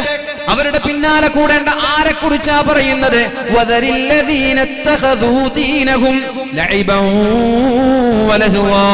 അവരുടെ മതം തന്നെ കളിയാണ്, അവരുടെ മതം തന്നെ ചിരിയും എന്റർടൈൻമെന്റുമാണ്, അവരുടെ ജീവിതം തന്നെ ആസ്വദിക്കുക. ലൈഫ് ഈസ് ബ്യൂട്ടിഫുൾ, ജീവിതം മനോഹരമാണ്, അതുകൊണ്ട് നന്നായി ആസ്വദിക്കുക എന്ന ആശയക്കാരാണ് അവർ. അവർക്ക് ദീനീ ബോധമില്ല, അവർക്ക് മസ്ജിദ് എന്തെന്നറിയില്ല, പള്ളി നിസ്കാരം വഅദ് ദിക്ർ സ്വലാത്ത് അവർക്കറിയില്ല. ആകെ എൻജോയ്മെന്റ് മാത്രം, ആകെ ആസ്വാദനം മാത്രം. എന്താണോ ചീഞ്ഞു നാറുന്ന പാശ്ചാത്യന്റെ സംസ്കാരങ്ങൾ അതേപോലെ കടമെടുക്കുക എന്നല്ലാതെ ദീനിനെ കുറിച്ചുള്ള ബോധവാന്മാരല്ലവർ. അത്തരം ആളുകളെ വിട്ടേക്കു നബിയെ, വിട്ടേക്കു, ഞാൻ നോക്കിക്കോളാമെന്ന് അല്ലാഹു നബി സല്ലല്ലാഹു അലൈഹി വസല്ലമ തങ്ങളോട് പരിശുദ്ധമായ ഖുർആനിലൂടെ പറഞ്ഞ താക്കീതാണെന്ന് മനസ്സിലാക്കണം. ഇത് ചില ആളുകളുണ്ട്, കാലത്തിനനുസരിച്ച് കോലം കെട്ടുമ്പോൾ ഒരു മാന്യത വേണ്ട. ചില സമയത്തുണ്ടാകും പാൻറ്റൊക്കെ ധരിച്ച്, നെഞ്ഞിലേക്ക് പാൻറ്റും ധരിച്ചിട്ട് ബെൽറ്റ് ഇട്ടിട്ടുണ്ടാവില്ല, പിന്നെ ഡ്രസ്സൊക്കെ അങ്ങോട്ട് കളറായി വൈൽഡായി, മുടിയൊക്കെ ഇങ്ങനെ അങ്ങോട്ടും ഇങ്ങോട്ടൊക്കെ ചുറ്റി വളഞ്ഞ് കേളായി, താടിയും പറയണ്ട. അങ്ങനെ ഒരു വൃത്തികെട്ട കോലം. ഒരു മാന്യമായൊരു ഡ്രസ്സിങ് ഉണ്ട്, അതിനൊന്നും ഞാൻ എതിർക്കല്ല. ഒരു ദിവസം കാസർഗോഡ് പോകുമ്പോൾ ഒരു ചെറുപ്പക്കാരൻ നെഞ്ഞൊക്കെ ഇൻസൈഡ് ആക്കിയിട്ടുണ്ട്. അതൊക്കെ പണ്ടുള്ള മോഡലായിരുന്നു. ഇപ്പോൾ മാറി കുറച്ച് മാന്യമായ അന്തസ്സോട് കൂടി വെൽറ്റ് കെട്ടേണ്ട സ്ഥലത്ത് ഇൻസൈഡ് ചെയ്യേണ്ട സ്ഥലത്തേക്ക് എത്തി. പിന്നെ വീണ്ടത് മാറാണ്. ഇത് മാറുന്നതിനനുസരിച്ച് ചെറുപ്പക്കാരും മാറാണ്. അവർ മാറുമ്പോൾ അവരുടെ പാൻറ് നെഞ്ഞിൽ ബെൽറ്റ് ഇട്ടിട്ടില്ല. ആ ഡ്രസ്സിന്റെ കളർ കണ്ടാൽ ലോകത്തുള്ള എല്ലാ രാജ്യത്തിന്റെ ഭൂപടവും ആ ഡ്രസ്സിലുള്ളത് പോലെ. എന്നിട്ട് ഇവർ ഭയങ്കര ഫ്രീക്കാന്ന് ഇയാൾക്ക് തോന്നാണ്. ഞാൻ ഭയങ്കര സംഭവമാണെന്ന് തോന്നാണ്. കാണുന്ന ആളുകളൊക്കെ ഇത് അറപ്പോടെ കാണല്ലേ. എന്താ ഈ മനുഷ്യന്റെ അവസ്ഥ? എന്താ ഈ ചെറുപ്പക്കാരന്? ഇങ്ങനെയല്ലേ ആളുകൾ വിചാരിക്കുക? ഞാൻ അങ്ങനെ വിചാരിച്ചു. അതേപോലെ കാണുന്ന ആളുകളൊക്കെ അങ്ങനെയല്ലേ വിചാരിക്കുക? എന്താ ഈ മനുഷ്യന്റെ അവസ്ഥ? ഒന്ന് മാന്യമായി ഡ്രസ്സ് ചെയ്തൂടെ? ഒന്ന് മാന്യമായി ഹെയർ സ്റ്റൈൽ, ഒന്ന് മാന്യമായ ഒരു താടി, ഇതൊക്കെ വെച്ചൂടെ? ഇസ്ലാം നിങ്ങളുടെ ഹെയർ സ്റ്റൈലിനെയോ താടിയോ ഒന്നും എതിർക്കല്ല. പക്ഷെ വൃത്തികേട് ഉണ്ടാക്കരുത്. ജനങ്ങൾ കണ്ടാൽ വെറുക്കുന്ന അറക്കുന്ന രീതിയിലുള്ള വേഷവിധാനങ്ങൾ എന്റെ മുസ്ലിം ഉമ്മത്തെ, ചെറുപ്പക്കാരെ, നിങ്ങൾ ഒഴിവാക്കിയേക്കണം. നിങ്ങൾ ഒഴിവാക്കണം. നമ്മുടെ തലമുടി അതേപോലെ ഹൽക്ക് ചെയ്തുകൊണ്ട് വടിച്ചുകൊണ്ട് നമ്മുടെ സൈഡ് മുടിയുടെ 3 ഭാഗങ്ങൾ ബാക്കിലും 2 സൈഡിലും വടിച്ചുകൊണ്ടുള്ള ഒരു മോഡൽ ഹറാമാണ്. നമ്മൾ ചെയ്യാൻ പാടില്ല എന്ന് സാന്ദർഭികമായി ഉണർത്തുകയാണത്. ഹറാമാണ്, സൂക്ഷിക്കണം ആളുകൾ. ക്രോപ്പ് ചെയ്യുന്നവർ, ക്രോപ്പ് ചെയ്യൽ ഹറാമാണ്. അതിൽ ആർക്കും ഒരു ഡൗട്ടും ഇല്ല, ഒരു അഭിപ്രായ വ്യത്യാസമില്ലാത്ത വിഷയമാണ്. ക്രോപ്പ് ചെയ്യൽ ഹറാമാണ്. ഹൽക്ക് ചെയ്യാൻ വടിക്കുന്നവരുണ്ട്, ഇനി ട്രിം ചെയ്യുന്നവരുണ്ട്, കട്ട് ചെയ്യുന്നവരുണ്ട്. ഒരു മാന്യമായ രീതിയിൽ വെക്കുക. ഹൽക്ക് ചെയ്യുന്നത് അല്ലെങ്കിൽ ഹൽക്കിനോട് സദൃശ്യമുള്ള രീതിയിൽ വെട്ടുന്നതൊക്കെ സൂക്ഷിക്കുക. മനസ്സിലായോ? വടിക്കുന്നതും വടിച്ചതിന് സമാനമായ രീതിയിൽ ട്രിം ചെയ്യുന്നതും സൂക്ഷിക്കുക. അല്ലാഹു റബ്ബ് സുബ്ഹാനഹു വ തആല ബോധം നൽകി അനുഗ്രഹിക്കട്ടെ. മുഅ്മിനീങ്ങളെ, ഈ പേക്കൂത്തുകളും ഈ വേഷങ്ങളും ഈ കാട്ടിക്കൂട്ടലുകളും നമ്മൾ നിർത്തണം. ഒരു മാന്യമായ ഡ്രസ് കോഡുണ്ട്, ഒരു മാന്യമായ വേഷമുണ്ട്, ഒരു മാന്യമായ വസ്ത്രമുണ്ട്. ഇതെല്ലാമാണ് എന്റെ പ്രിയപ്പെട്ട ചെറുപ്പക്കാരെ നമ്മൾ ധരിക്കേണ്ടത്. എങ്കിൽ ജനങ്ങൾക്കിടയിൽ നമ്മൾക്കൊരു അന്തസ്സുണ്ടാകും, ജനങ്ങൾക്കിടയിൽ നമ്മൾക്കൊരു അംഗീകാരം ഉണ്ടാകും. അതല്ലെങ്കിൽ ആരോ ഒരാൾ വീട് ഉണ്ടാക്കിയതുപോലെ ഭ്രാന്തൻ നായിനെ വിളിക്കുള്ളൂ. അത് ഭ്രാന്തൻ നായി എന്നെ എന്ന് പറയും. മനസ്സിലായോ? ആ കാണുമ്പോ അത് ഭ്രാന്തൻ നായി എന്നെ, അതന്നെ ആയിരിക്കും ലാസ്റ്റ്. ആ ഒരു പരിഗണന കിട്ടുള്ളൂ. ഭ്രാന്തൻ നായിക്ക് എന്താ പരിഗണന കൊടുക്കുക? ആ ഭ്രാന്തൻ നായിന്റെ പരിഗണന ഇങ്ങനെ നെഞ്ഞിലേക്കൊക്കെ ഇൻസൈഡ് ആക്കി ബെൽറ്റും വെക്കാതെ ലോകത്തുള്ള സർവ്വരാജ്യങ്ങളുടെ മാപ്പുള്ള കുപ്പാക്കിട്ട് നടന്നാൽ അത്ര ഉണ്ടാവുള്ളൂ. അപ്പൊ എന്തിന് ജനങ്ങളിൽ നിന്ന് വെറുപ്പ് സമ്പാദിക്കണം? അതിന്റെ ആവശ്യം എന്താ? ഇസ്ലാം വസ്ത്രത്തെ എതിർക്കുന്നില്ലല്ലോ, ഇസ്ലാം ഗ്ലാമറിനെയോ സൗന്ദര്യത്തെ എതിർക്കുന്നില്ലല്ലോ. ഇന്നല്ലാഹ ജമീലുൻ യുഹിബ്ബുൽ ജമാൽ. അല്ലാഹുവിന് സൗന്ദര്യം ഇഷ്ടമാണ്. അല്ലാഹു സൗന്ദര്യവാനാണ്, അല്ലാഹു സുന്ദരനാണ്. അല്ലാഹുവിന് സൗന്ദര്യത്തെ ഇഷ്ടമാണ്. നല്ല സൗന്ദര്യം വേണം. നമ്മുടെ വൃത്തി, നമ്മുടെ ശരീരം വൃത്തിയിൽ നടക്കണം. വൃത്തിയുടെ ഭാഗമാണ് നമ്മുടെ വസ്ത്രം, നമ്മുടെ കോലം. ജനങ്ങൾ കാണുമ്പോൾ വെറുക്കുന്ന രീതിയിലേക്ക് നമ്മുടെ ഡ്രസ് കോഡ് മാറരുത്. അതാണ് പാശ്ചാത്യന്റെ ചീഞ്ഞു നാറുന്ന സംസ്കാരം എന്ന് പറയുന്നത്. പെണ്ണും അതേപോലെ, ആണ് മാത്രമല്ല പെണ്ണും അതേപോലെ സൂക്ഷിക്കേണ്ടതുണ്ട്. പെണ്ണിന്റെ വേഷവിധാനം, ആണിന്റെ വേഷവിധാനം, മോഡലുകൾ മാറുന്നതിനനുസരിച്ച് മാറുമ്പോൾ ഇതിലേക്ക് പാടുണ്ടോ പാടില്ലേ ഒന്ന് ചിന്തിക്കാൻ തയ്യാറാവണം. ഇന്ന് ഞാൻ പെൺകുട്ടികളെ പറയുന്നില്ല, അവർക്ക് വസ്ത്രം വാങ്ങിച്ചു കൊടുക്കുന്ന രക്ഷിതാക്കളെയാണ് പറയുന്നത്. രക്ഷിതാക്കളെ, നിങ്ങളാണ് നിങ്ങളുടെ മക്കൾക്ക് വസ്ത്രം വാങ്ങിച്ചു കൊടുക്കുന്നത്. നിങ്ങളുടെ പെൺകുട്ടികൾക്ക് വസ്ത്രം വാങ്ങിച്ചു കൊടുക്കുന്നത് നിങ്ങളാണ്. ആ മോഡലിനനുസരിച്ച് വസ്ത്രം വാങ്ങുമ്പോൾ ഇതെനിക്ക് പാടുണ്ടോ പാടില്ലേ എന്ന് ഒരാവർത്തി ആലോചിക്കാൻ നിങ്ങൾ തയ്യാറായാൽ മതി. ഔറത്ത് വെളിവാകുന്ന വസ്ത്രങ്ങൾ ധരിക്കരുത്, ഔറത്ത് വെളിവാകുന്ന വസ്ത്രങ്ങൾ ധരിക്കരുത്. അതിനിടയിൽ ആരോ പറഞ്ഞു മുഖംമൂടി നടക്കാൻ പാടില്ല. എന്തെങ്കിലും മുഖംമൂടി നടന്നാൽ, മുഖംമൂടി നടക്കുമ്പോ പല ആളുകൾ അതിനെ ചൂഷണം ചെയ്യുന്നുണ്ട് എന്നുള്ളത് ശരിയാണ്. എന്ന് വെച്ചിട്ട് മുഖംമൂടി നടക്കേണ്ടതാണ്. നടന്നോട്ടെ, ഓരോ ആളുകളുടെ സ്വാതന്ത്ര്യമല്ലേ. ഓരോ ആളുകളുടെ സ്വാതന്ത്ര്യത്തിൽ നമ്മൾ കൈയിടാൻ പാടില്ല. ഒരാൾക്ക് മുഖം മൂടി നടക്കണമെന്ന് തോന്നിയാൽ അവർ നടന്നോട്ടെ, കുഴപ്പം. അയച്ചു നടക്കുമ്പോൾ നിങ്ങൾക്ക് ആർക്കും കുഴപ്പമില്ലല്ലോ. അല്ല, ട്രൗസർ ഇട്ട് ബിക്കിനിട്ട് നടക്കുമ്പോൾ ഒരു കുഴപ്പമില്ലല്ലോ ആർക്കും. അപ്പൊ നിങ്ങൾക്ക് കുഴപ്പമില്ല. ഒരാൾ മുഖം മൂടി നടക്കുമ്പോഴാണ് കുഴപ്പം. അതവർ നിങ്ങൾ തസ്ലീമാ നസ്രീന്റെ ആ ഒരു ചിന്താഗതി ഒന്നും വേണ്ട തൽക്കാലം. ഇപ്പൊ തൽക്കാലം കേരളത്തിലുള്ള ഈ ചിന്താഗതിക്ക് മതി. മുഖം മൂടി നടന്നാൽ എന്താ കുഴപ്പം? ഒരാൾക്ക്, ഒരു പെണ്ണിന് ആഗ്രഹം തന്റെ മുഖം ആരും കാണരുത് എന്നാണെങ്കിൽ റസൂലുള്ളാഹി സ്വല്ലല്ലാഹു അലൈഹി വസല്ലമ തങ്ങൾ ചോദിക്കുന്നുണ്ട്, മഹാന്മാരായ സ്വഹാബാക്കളോട് ചോദിച്ചത്, അയ്യുൻ നിസാഇ ഖൈർ, ലോകത്ത് സ്ത്രീകളിൽ ഏറ്റവും നല്ല സ്ത്രീ ആരാണ്? നല്ല പെണ്ണിന്റെ ക്വാളിറ്റി എന്താണ്, നല്ല പെണ്ണിന്റെ അടയാളം എന്താണ് എന്ന് അല്ലാഹുവിന്റെ ഹബീബായ നബി സല്ലല്ലാഹു അലൈഹി വസല്ലം മഹാന്മാരായ സ്വഹാബാക്കളോട് ചോദിച്ചപ്പോഴാണ് സ്വഹാബാക്കൾക്ക് ഉത്തരം കിട്ടുന്നില്ല. ഏറ്റവും നല്ല പെണ്ണിന്റെ അടയാളം എന്ത് എന്നൊരു ക്ലാസ്സിൽ വെറുതെ ചോദിച്ചു. ആർക്കും മറുപടിയില്ല. സിദ്ദീഖ് തങ്ങളുണ്ട്, മഹാനായ അലി തങ്ങളുണ്ട്, മറ്റുള്ള സ്വഹാബാക്കളുണ്ട്, ആർക്കും മറുപടിയില്ല. എന്താണ് പറയേണ്ടത്? അങ്ങനെ ക്ലാസ് കഴിഞ്ഞു, എല്ലാവരും പിരിഞ്ഞു. റസൂലുള്ളാഹി സ്വല്ലല്ലാഹു അലൈഹി വസല്ലമ തങ്ങളുടെ പ്രിയപ്പെട്ട മരുമകൻ അലി തങ്ങൾ നേരെ പോയത് ഫാത്തിമയുടെ അടുത്തേക്കാണ്. സയ്യിദത്തു നിസാഇൽ ജന്ന, സ്വർഗ്ഗത്തിലെ സ്ത്രീകളുടെ നേതാവാണ് മഹദിയായ ഫാത്തിമ ബീവി റളിയല്ലാഹു അൻഹാ. ആ ഫാത്തിമയോട് ചോദിച്ചു അലി എന്നവർ, ഫാത്തിമ, നിങ്ങളുടെ പിതാവ് ഒരു ചോദ്യം ചോദിക്കുകയുണ്ടായി. അയ്യുൻ നിസാഇ ഖൈർ, ഏറ്റവും നല്ല പെണ്ണേതാണ് എന്ന് ചോദിക്കുകയുണ്ടായി. അപ്പോൾ മഹദിയായ ഫാത്തിമ ബീവി റളിയല്ലാഹു അൻഹാ പറഞ്ഞത്, അല്ലാ യറൈന الرجال വലാ യറാഹുന്ന الرجال, ഏറ്റവും നല്ല പെണ്ണിന്റെ അടയാളം എന്ന് പറയുന്നത് അല്ലാ യറൈന الرجال, അവൾ അന്യ പുരുഷന്മാരെ കാണാൻ പാടില്ല, അവൾ അന്യ പുരുഷന്മാരെ നോക്കാൻ പാടില്ല. വലാ യറാഹുന്ന الرجال, അന്യ പുരുഷന്മാർക്ക് ഇവളെ കാണാനുള്ള അവസരം ഇവള് കൊടുക്കാനും പാടില്ല. ഇതാണ് ഒരു നല്ല പെണ്ണിന്റെ അടയാളമെന്ന് ഷഫീഉനാ റസൂലുള്ളാഹി സ്വല്ലല്ലാഹു അലൈഹി വസല്ലം അപ്പൊ മഹദിയായ ഫാത്തിമ ബീവി റളിയല്ലാഹു അൻഹ പഠിപ്പിച്ചതുപോലെ തന്നെ അന്യ പുരുഷന്മാര് കാണരുത് എന്ന ചിന്തയോടെ മുഖം മറച്ചു നടക്കുന്ന പെണ്ണിനോട് ദയവ് ചെയ്തെന്റെ നാട്ടുകാരെ, നിങ്ങൾ മുഖം വെളിവാക്കാൻ പറയരുതേ, താല്പര്യമുള്ളവർ അങ്ങനെ നടന്നോട്ടെ. അങ്ങനെ ചൂഷണം ചെയ്യുന്ന ആളുകളുണ്ട്, ചൂഷണം ചെയ്യരുത്. അഥവാ മുഖം മറച്ചുകൊണ്ട് കൈ മറച്ചുകൊണ്ട് അന്യ പുരുഷന്മാരുടെ കൂടെ ബൈക്കിലൂടെ കറന്നു പോകുന്നവരുണ്ട്, ബൈക്കിലൂടെ കറങ്ങുന്നവരുണ്ട്, ക്ലാസ് കട്ട് ചെയ്യുന്നവരുണ്ട്, അവിഹിത ബന്ധങ്ങൾ സ്ഥാപിക്കുന്നവരുണ്ട്. അത് അവരും അല്ലാഹുമായിക്കോട്ടെ, നിങ്ങൾ ഇടപെടേണ്ട വിഷയങ്ങളിൽ അവരും അല്ലാഹുവും തമ്മിൽ തീർത്തോട്ടെ, നിങ്ങൾ ഇടപെടേണ്ട. അത്തരം ആളുകൾ ഒരു പെണ്ണിന്റെ ഇസ്സത്ത് എന്ന് പറയുന്നത്, ഒരു പെണ്ണിന്റെ മാന്യത എന്ന് പറയുന്നത് അവരുടെ ഡ്രസ് കോഡാണ് എന്നാണ് പരിശുദ്ധ ഖുർആൻ പറഞ്ഞത്. അങ്ങനെയാ ഖുർആൻ പറഞ്ഞത്. ഖുല്ലിൽ മുഅ്മിനാത്തി, നിങ്ങൾ നബി സല്ലല്ലാഹു അലൈഹി വസല്ലമ തങ്ങളോട് പറഞ്ഞു, ഭാര്യമാരോട് പറയണം എന്താണ്, യുദ്നീന അലൈഹിന്ന മിൻ ജലാബീബിഹിന്ന ദാലിക അദ്നാ അൻ യുറഫ്ന, അതാണ് അവർ നല്ലവരാണ് എന്നറിയാൻ ഏറ്റവും വലിയ അടയാളം. അതാണ് ഒരു പെണ്ണ് നല്ലവളാണോ ചീത്തയാണോ എന്നറിയാൻ അവളുടെ ഡ്രസ്സ് മതി എന്നാണ് പരിശുദ്ധ ഖുർആൻ പറഞ്ഞത്. ഒരു പെണ്ണ് നല്ലവളാണോ ചീത്തയാണോ എന്ന് തീരുമാനിക്കുന്നത് അവരുടെ വസ്ത്രമാണ് എന്നാണ് പരിശുദ്ധ ഖുർആൻ പറഞ്ഞത്. അതുകൊണ്ട് നമ്മൾ ആരും അവരുടെ സ്വാതന്ത്ര്യത്തിൽ ഇടപെടേണ്ട. ഇസ്ലാം ദീനിന്റെ വിധി വിലക്കുകൾ പറയാം, അവരത് ചെയ്യട്ടെ. ചെയ്യാൻ താല്പര്യമില്ലാത്ത മതം വിട്ട പെണ്ണുങ്ങളുണ്ട്, മതം വിട്ട ടീച്ചർമാരുണ്ട്, യുക്തിവാദത്തിലേക്ക് പോയ പല പെൺകുട്ടികളുമുണ്ട്. അവർക്ക് അവരുടെ മതമാണ്, അവരെന്തും ചെയ്തോട്ടെ, നമ്മൾ ഇടപെടുന്നില്ല. 1947 മുതൽ ഓരോ ആളുകൾക്ക് അവരിഷ്ടപ്പെടുന്ന മതം സ്വീകരിക്കാൻ, അവരിഷ്ടപ്പെടുന്ന വസ്ത്രം ധരിക്കാനുള്ള സ്വാതന്ത്ര്യം ഇന്ത്യ രാജ്യത്ത് ലഭിച്ചതുകൊണ്ട് ഏതെങ്കിലും ഒരു പെണ്ണ് ഏതെങ്കിലും ഒരു ചെറുപ്പക്കാരന്റെ കൂടെ ഒളിച്ചോടുമ്പോൾ നിങ്ങൾ ആരും പ്രശ്നമാക്കാൻ പോകേണ്ട.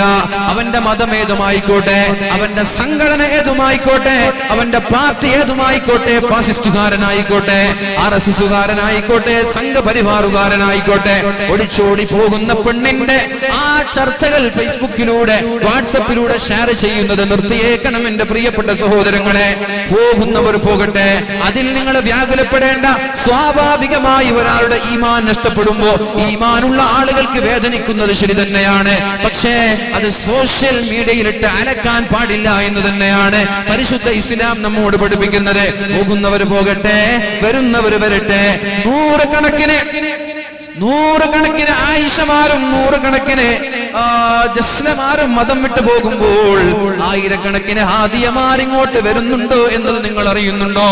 ആയിരക്കണക്കിന് ഹാദിയമാരിങ്ങോട്ട് കടന്നു വരുന്നുണ്ട്, ആയിരക്കണക്കിന് ആദിരമാരിങ്ങോട്ട് കടന്നു വരുന്നുണ്ട്. അതൊന്നും ഇവിടെ കൊട്ടിഘോഷിക്കപ്പെടാറില്ല. അതുകൊണ്ടൊരു 100 എണ്ണം പോയ ആളുകളുടെ അടയാളങ്ങളൊക്കെ ഇന്ന് സോഷ്യൽ മീഡിയയിൽ നമ്മൾ കണ്ടുകൊണ്ടിരിക്കുകയാണ്. മതം വിട്ട പെണ്ണിന്റെ നിലവാരം ഫേസ്ബുക്കിൽ നമ്മൾ ഇന്ന് തുറന്നാൽ അറിയാം. എന്താ ആ മതം വിട്ട പെണ്ണിന്റെ നിലവാരം എന്നുള്ളത്? സോഷ്യൽ സോഷ്യൽ മീഡിയയിൽ ഇന്ന് ചർച്ചയാണ് അവരുടെ യോഗ്യത എന്ത് എന്നുള്ളത്, അവരുടെ സംസ്കാരം എന്നുള്ളത്. ഇത്തരം സംസ്കാര ശൂന്യരായ ആളുകൾ പോയാൽ എന്ത്, പോയില്ലെങ്കിൽ എന്ത്? നമ്മുടെ ഇസ്ലാമിന് വല്ല കുഴപ്പവുമുണ്ടോ? ഇസ്ലാമിന് വല്ല നഷ്ടവുമുണ്ടോ? അതുകൊണ്ട് ഇത്തരം വിഷയങ്ങൾ പറഞ്ഞ് ദയവ് ചെയ്ത് സോഷ്യൽ മീഡിയയിലുള്ള തർക്കങ്ങൾ ഒഴിവാക്കണമെന്ന് സാന്ദർഭികമായി ഞാൻ ഉണർത്തുകയാണ്. അല്ലാഹു നമ്മൾക്ക് ബോധം നൽകട്ടെ. അതുകൊണ്ട് മുഅ്മിനീങ്ങളെ, രാവിലെ ഉറങ്ങുന്നത് തന്നെ, രാവിലെ എണീക്കുന്നത്, രാത്രി ഉറങ്ങുന്നത് മരണത്തെക്കുറിച്ച് ഓർത്തുകൊണ്ടാണ്.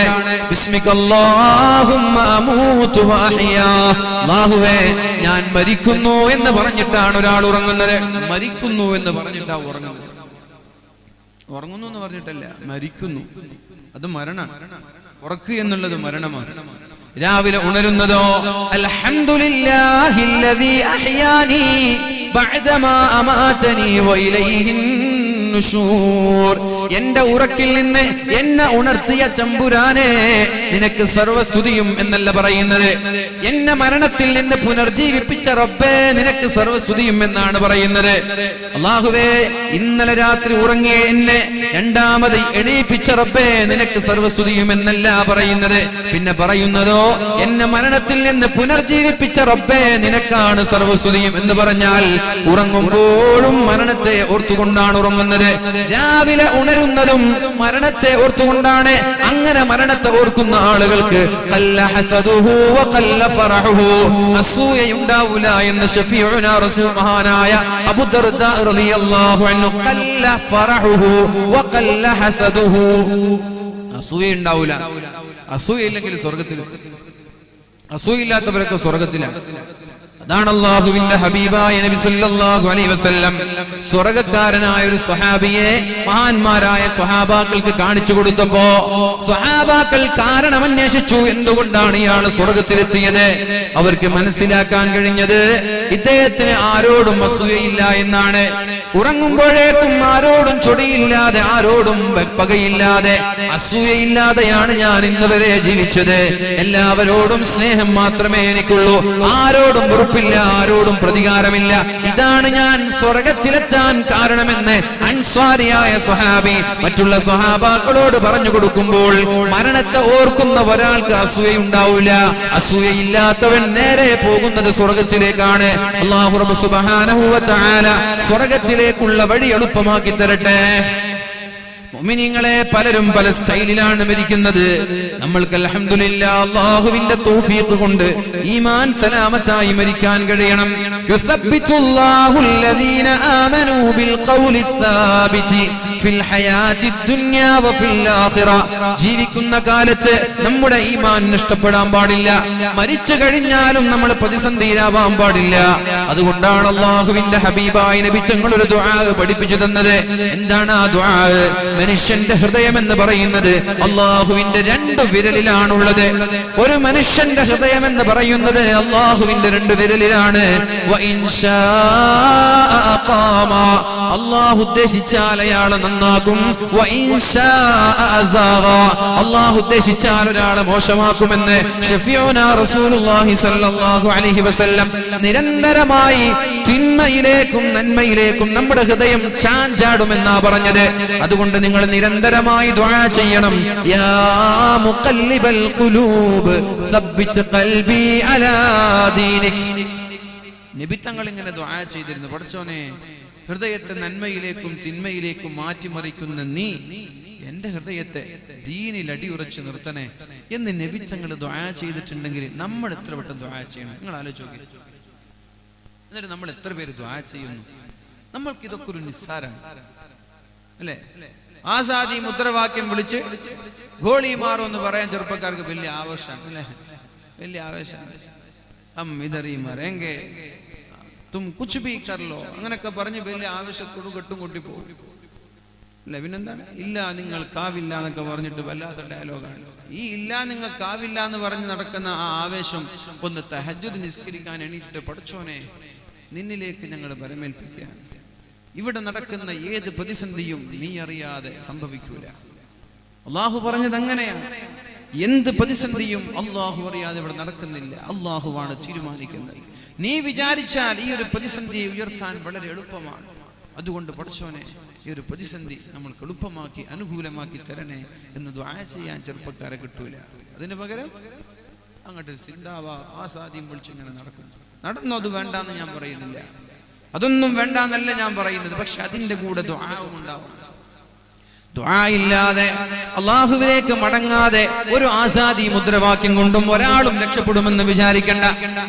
പ്രാർത്ഥനയില്ലാതെ അല്ലാഹുവിലേക്ക് മടങ്ങാതെ ഒരാളും രക്ഷപ്പെടുമെന്ന് വിചാരിക്കണ്ട. ആദം നബി അലൈഹിസ്സലാമിനെ സ്വർഗ്ഗത്തിൽ നിന്ന് ഭൂമിയിലേക്ക് പറഞ്ഞയച്ചതിന്റെ പേരിൽ 300 വർഷമാണ് അല്ലാഹുവിനോട് ദുആ ചെയ്തത്. 300 വർഷമാണ് ദുആ ചെയ്തത്. മഹാനായ നൂഹ് നബി അലൈഹിസ്സലാം ചെറിയൊരു വിഷയം വന്നപ്പോൾ ഉടനെ തന്നെ അല്ലാഹുവിലേക്ക് തൗബ ചെയ്ത് മടങ്ങിയിട്ടുണ്ട്. മഹാനായ അയ്യൂബ് നബി അലൈഹിസ്സലാം ചെറിയൊരു ശാരീരികമായ അസ്വസ്ഥതകൾ വന്നപ്പോൾ അല്ലാഹുവിനോട് ദുആ ചെയ്ത് മടങ്ങിയിട്ടുണ്ട്. റബ്ബി ഇന്നി, അല്ലാഹുവേ എനിക്ക് ചെറിയൊരു പ്രയാസം വന്നിട്ടുണ്ട്, മസ്സനിയല്ലുറു, എനിക്കൊരു പ്രയാസം വന്നിട്ടുണ്ട് എന്ന് പറഞ്ഞ് മഹാനായ ഇബ്രാഹിം നബി അലൈഹിസ്സലാമും അല്ലാഹുവിലേക്ക് ദുആ ചെയ്ത് മടങ്ങി. യൂനുസ് നബി അലൈഹിസ്സലാം മത്സ്യത്തിന്റെ വയറ്റിലെത്തിയപ്പോൾ അവിടെ പോയി അല്ലാഹുവിനോട് നിരന്തരമായി ദുആ ചെയ്തതാണ്. ഇബ്രാഹിം നബി അലൈഹിസ്സലാം തീകുണ്ടാരത്തിലേക്ക് വലിച്ചെറിഞ്ഞപ്പോൾ അല്ലാഹുവിനോട് ദുആ ചെയ്തതാണ്. മൂസാ നബി അലൈഹിസ്സലാം ഫിർഔനിന്റെ ശർറ് സഹിക്കാൻ കഴിയാതിരുന്നപ്പോൾ അല്ലാഹുവിനോട് ദുആ ചെയ്തതാണ്. സ്വാലിഹ് നബിയും അങ്ങനെ തന്നെയാണ്, ഹൂദ് നബിയും അങ്ങനെ തന്നെയാണ്. ലോകം കണ്ട പ്രവാചകന്മാരിൽ പരിശുദ്ധമായ ഖുർആനിൽ പരാമർശിക്കപ്പെട്ട എല്ലാ പ്രവാചകന്മാരും അല്ലാഹുവിനോട് ദുആ ചെയ്ത് വാങ്ങിച്ചതാണ് വിജയം. അതല്ലാതെ സമരം കൊണ്ടല്ല, ആസാദി മുദ്രാവാക്യം കൊണ്ടല്ല, അല്ലാഹുവിനോട് ദുആ ചെയ്ത് വാങ്ങിച്ചതാണ് മുഅ്മിനീങ്ങളെ. അല്ലാഹുവിന്റെ ഹബീബായ റസൂലുള്ളാഹി സ്വല്ലല്ലാഹു അലൈഹി വസല്ലം എങ്ങനെയാണ് ബദർ യുദ്ധത്തിൽ വിജയിച്ചതെന്നറിയോ? എല്ലാവരും കിടന്നുറങ്ങുന്ന സമയത്ത് സുജൂദിൽ നിന്ന് തല ഉയർത്താതെ അല്ലാഹുവിനോട് ദുആ ചെയ്തതെന്താ? അല്ലാഹുമ്മ ഇൻ തുഹ്ലിക ഹാദിഹിൽ ഇസാബ, അല്ലാഹുമ്മ ഇൻ തുഹ്ലിക ഹാദിഹിൽ ഇസാബ, അല്ലാഹുവേ ഈ ഒരു സംഘത്തെ നീ നശിപ്പിച്ചാൽ, അല്ലെങ്കിൽ അല്ലാഹുവേ ഈ സംഘം നശിപ്പിക്കപ്പെട്ടാൽ, ഇൻ തുഹ്ലിക ഹാദിഹിൽ ഇസാബ, ഈ സംഘമെങ്ങാനും നശിച്ചു പോയാൽ, ഫലൻ തുഅബദ ഫിൽ അർളി അബദാ, നിന്നെ ആരാധിക്കാൻ ഇവിടെ ഒരാളും ഉണ്ടാവൂല റബ്ബേ. ആരാ നിനക്ക് വേണ്ടി സുജൂദ് ചെയ്യുന്നത്? ആരാ നിന്റെ പേര് ലാ ഇലാഹ ഇല്ലല്ലാഹ് എന്ന് ആരാണ് റബ്ബേ ഇവിടെ ഉച്ചരിക്കുന്നത്? അതുകൊണ്ട് എന്റെ സമുദായത്തെ നീ നശിപ്പിക്കല്ലേ എന്ന് സുജൂദിൽ കടന്ന് ദുആ ചെയ്തതിന്റെ ഭാഗമായിട്ടാണ് അല്ലാഹു തആല റസൂലുള്ളാഹി സ്വല്ലല്ലാഹു അലൈഹി വസല്ലം തങ്ങൾക്ക് വിജയം നൽകിയത്. എന്നിട്ട് നമ്മൾ വിചാരിച്ചെന്താ? 4 സിന്ദാബാദ് വിളിച്ചാൽ ഒക്കെ ശരിയാവുന്നല്ലേ? അങ്ങനെയാണ് ധാരണ. അങ്ങനെ സിന്ദാബാദ് വിളിച്ചു, അങ്ങനെ ഭയങ്കര ആവേശത്തോടു കൂടി സിന്ദാബാദൊക്കെ വിളിച്ചിട്ട് രാത്രി വന്നിട്ട് നല്ലൊരു ഫുട്ബോൾ ടൂർണമെന്റ്, മാഷാ അല്ലാഹ് റാഹത്തായി. രാത്രി വന്നിട്ടൊരു ഫുട്ബോൾ ടൂർണമെന്റ്, അല്ലെങ്കിൽ ഒരു ഗാനമേള, അല്ലെങ്കിൽ ഒരു ക്രിക്കറ്റ് ടൂർണമെന്റ്, നല്ല ഉഷാറായി. എങ്ങനെയുണ്ട്? ഇങ്ങനെയുള്ളൊരു സമുദായത്തെ എങ്ങനെ അള്ളാഹു സഹായിക്കണമെന്നാ പറയുന്നത്? ആളുകളൊക്കെ ഭീതിയോടെ വീട് നഷ്ടപ്പെടുമോ, സ്ഥലം നഷ്ടപ്പെടുമോ എന്ന ഭയത്തോടെ പേടിയോടെ ഇരിക്കുമ്പോഴാണ് നമ്മുടെ മുസ്ലിം പെൺകുട്ടികൾ ഇങ്ങനെ ഏതെങ്കിലും നമ്മുടെ നാട്ടിലുള്ള സർക്കസുകളിൽ പോയി മ്യൂസിക്കുകൾ കേൾക്കുമ്പോൾ നൃത്തം ചെയ്യുന്നത്, മ്യൂസിക് എക്സിബിഷനിൽ പോയി നിരന്തരമായി ആടുന്നത്. ആര്? നല്ല മുസ്ലിം പെൺകുട്ടികൾ. ഉടുപ്പ് വേണം, ലജ്ജ വേണം, മാനം വേണം. ഇതൊന്നുമില്ലെങ്കിൽ ഇതൊക്കെയുള്ളവർ കുളിച്ച കുളത്തിലെങ്കിലും ഒരു തവണ കുളിക്കണം. എന്റെ പ്രിയപ്പെട്ട സഹോദരിമാരെ, ചെറുപ്പക്കാരികളെ, നിങ്ങളോടാ പറയുന്നത്. നിങ്ങൾ എവിടെ ഉണ്ടോ എന്ന് എനിക്കറിയില്ല, ഒരുപക്ഷെ ഉണ്ടാവാം. ഉള്ളിപ്പാടിയിൽ നടന്ന മ്യൂസിക് എക്സിബിഷനിൽ നൃത്തം ചെയ്ത മുസ്ലിം പെൺകുട്ടികൾ എവിടെ ഉണ്ടാകാം. എന്തുകൊണ്ട്? നൃത്തം ചെയ്യുന്നത് ഏത് സാഹചര്യത്തിലാണെന്ന് നോക്കണ്ടേ നിങ്ങൾ? തലയാട്ടി നിങ്ങളുടെ ശരീരം ഇളക്കി നിങ്ങൾ ആടിപ്പാടുമ്പോ ഈ തലയാട്ടാൻ നാളെ തലയുണ്ടാകുമോ എന്ന് നിങ്ങൾ ആലോചിച്ചിട്ടുണ്ടോ? പെൺകുട്ടികൾ അങ്ങനെ ചെയ്യുമ്പോൾ ചെറുപ്പക്കാർ ചെയ്തത് ഗംഭീരമായി പല സ്ഥലങ്ങളിലും ടൂർണമെന്റുകൾ സംഘടിപ്പിക്കുക. ടൂർണമെന്റുകളിൽ വിജയിച്ചാൽ തോറ്റ ടീമിനെതിരെ എന്തെങ്കിലും അക്രമങ്ങൾ അഴിച്ചുവിടുക. ഇതല്ലേ നമ്മുടെ നാട്ടിൽ നടന്നുകൊണ്ടിരിക്കുന്നത്? പരസ്പരം പോരടിക്കുക. എന്തിനാണ് നിങ്ങൾ റോഡിലേക്ക് പോയത്? എന്തിനാണ് നിങ്ങൾ സമരത്തിനിറങ്ങിയത്? ആ സമരം കഴിഞ്ഞ് ആർക്കെതിരെയാണ് നിങ്ങൾ സമരം വിളിക്കുന്നത്? ഫാസിസ്റ്റുകൾക്കെതിരെയാണ് നിങ്ങൾ സമരം വിളിക്കുന്നത്. 2000 ആളുകളെ ഡൽഹിയുടെ തെരുവീതിയിലേക്ക്, പെട്ടെന്ന് ഡൽഹിയുടെ തെരുവീതിയിലേക്ക് 2000 ആളുകളെയാണ് ഇറക്കി വിട്ടത്. എന്തിന്? പോലീസുകാരുടെ, പട്ടാളക്കാരുടെ നേതൃത്വത്തിൽ രൂപത്തിൽ ലോഡ് കണക്കിന് കല്ലുകൾ കൊണ്ടുവന്നിട്ട് പോലീസുകാര് പറയാണ് എറിയടാ എറി, മുസ്ലിമീങ്ങൾക്കെതിരെ എറിയാൻ. ആരായി വാർത്ത പുറത്തുവിട്ടത്? BBC ന്യൂസ് ആണ് ഈ വാർത്ത പുറത്തുവിട്ടത്. എന്നിട്ടോ 2000 അല്ല 14,000 ഫോൺ കോളുകളാണ് പോലീസ് സ്റ്റേഷനിലേക്ക് പോയത്. ഡൽഹിയിൽ നിന്ന് 14,000 ഫോൺ കോളുകളാണ് പോയത്. ഈ 14,000 ഫോൺ കോളുകളിൽ മാന്യമായ ഒരു പോലീസ് പോലും പ്രതിജ്ഞപ്പോ, മുസ്ലിം ഉമ്മമാരുടെ ഗർഭത്തേക്ക് ചവിട്ടി തേച്ചപ്പോ, മുസ്ലിം ഉമ്മമാരെ ജീവനോടെ കരിച്ചു കൊന്നപ്പോ, 85 പ്രായമുള്ള ഒരു പാവപ്പെട്ട ഉമ്മയെ വരെ കണ്ണിൽ ചോരയില്ലാതെ ജീവനോടെ കരിച്ചു കൊന്നപ്പോ, 7 മാസം പ്രായമുള്ള പിഞ്ചു കുഞ്ഞിനോട് ഓമനത്വം പോലും തോന്നാതെ നിഷ്ഠൂരമായി വധിച്ചപ്പോ, എന്റെ പ്രിയപ്പെട്ട കേരളക്കരയിലുള്ള ചെറുപ്പക്കാരെ, നിങ്ങൾ ഫുട്ബോൾ ടൂർണമെന്റ് വെച്ച് ആഘോഷിക്കുന്ന സമയമല്ലേ? ഇങ്ങനൊരവസ്ഥ നമ്മുടെ നാട്ടിലേക്ക് വന്നാൽ എന്ത് ചെയ്യാൻ കഴിയും നിങ്ങൾക്ക്? നിങ്ങൾ ആലോചിച്ചിട്ടുണ്ടോ? പെട്ടെന്നൊരു 2000 ആളുകളെ ഇറക്കുന്നു നിങ്ങളുടെ നാട്ടിലേക്ക്, ഒരു കലാപമുണ്ടാക്കുന്നു. പോലീസുകാരെല്ലാം കലാപകാരികളുടെ കൂടെയാണ്, പോലീസുകാരെല്ലാം അക്രമകാരികളുടെ കൂടെയാണ്. എന്തു ചെയ്യാൻ നിങ്ങൾക്ക് കഴിയും? ആരാ നിങ്ങളെ സഹായിക്കുക? നമ്മളല്ലാതെ പിന്നെ ആരാ നമ്മളെ സഹായിക്കുക? നാം അല്ലാതെ ആരും ഉണ്ടാവൂല. ഏത് പോലീസ് സ്റ്റേഷനിലേക്ക് വിളിച്ചാലും പോലീസുകാര് പ്രതികരിച്ചു കൊള്ളണമെന്നില്ല. അതുകൊണ്ട് മുഅ്മിനീങ്ങളെ, പരസ്പരം പോരടിക്കുന്നത് കുടുംബത്തിന്റെ പേരിൽ, സ്വത്തിന്റെ പേരിൽ, അഭിമാനത്തിന്റെ പേരിൽ, രാഷ്ട്രീയത്തിന്റെ പേരിൽ, സംഘടനയുടെ പേരിൽ പരസ്പരം പോരടിക്കുന്നത് നിർത്തിയിട്ട് സ്നേഹത്തോടെ ജീവിക്കാൻ ഒന്ന് ശ്രമിച്ചു നോക്ക്, സംഘടിതമായി ജീവിക്കാൻ ശ്രമിച്ചു നോക്ക്. അല്ലാഹുവിന്റെ ഹബീബിന്റെ പ്രിയപ്പെട്ട ഖലീഫയായ മഹാനായ ഉമർ ഇബ്നുൽ ഖത്താബ് റളിയല്ലാഹു അൻഹു പറഞ്ഞത് എന്താണ്? ഓ ജനങ്ങളെ, അയ്യുഹന്നാസ്, ഓ ജനങ്ങളെ, ഓ ജനങ്ങളെ, നിങ്ങൾ എന്ത് ചെയ്യണം? അലൈക്കും ബിൽ ജമാഅ, സംഘടിതരായി നിൽക്കണമെന്നാ പറഞ്ഞത്, സംഘശക്തിയായി നിൽക്കണമെന്നാ പറഞ്ഞത്. ടൂർണമെന്റുകൾ വെച്ച് പരസ്പരം പടക്കം പൊട്ടിക്കാനും ബോംബെറിയാനും കൊട്ടേഷൻ നൽകാനുമല്ല, പരസ്പരം പോരടിക്കാനല്ല. ഉറൂസിന്റെ പേരിൽ കലാപങ്ങളും കലഹങ്ങളും നടക്കാറില്ലേ? ടൂർണമെന്റുകളുടെ പേരിൽ നടക്കാറില്ലേ? എന്തിനാണ് പൊന്നാര മുഅ്മിനീങ്ങളെ നാട് തമ്മിൽ വ്യത്യാസങ്ങളുണ്ടോ? അന്ന് ഓരോ രാജ്യങ്ങൾക്കിടയിൽ ബൗണ്ടറി വരച്ചപ്പോ നമ്മുടെ നാടുകൾക്കിടയിലും ഓരോ ബൗണ്ടറി ഉണ്ടായി, ഓരോ രേഖയുണ്ടായി. പരസ്പരം നാട്ടുകാര് പോരടിക്കുക, 2 നാട്ടുകാര് പോരടിക്കുക, കുടുംബക്കാര് പോരടിക്കുക.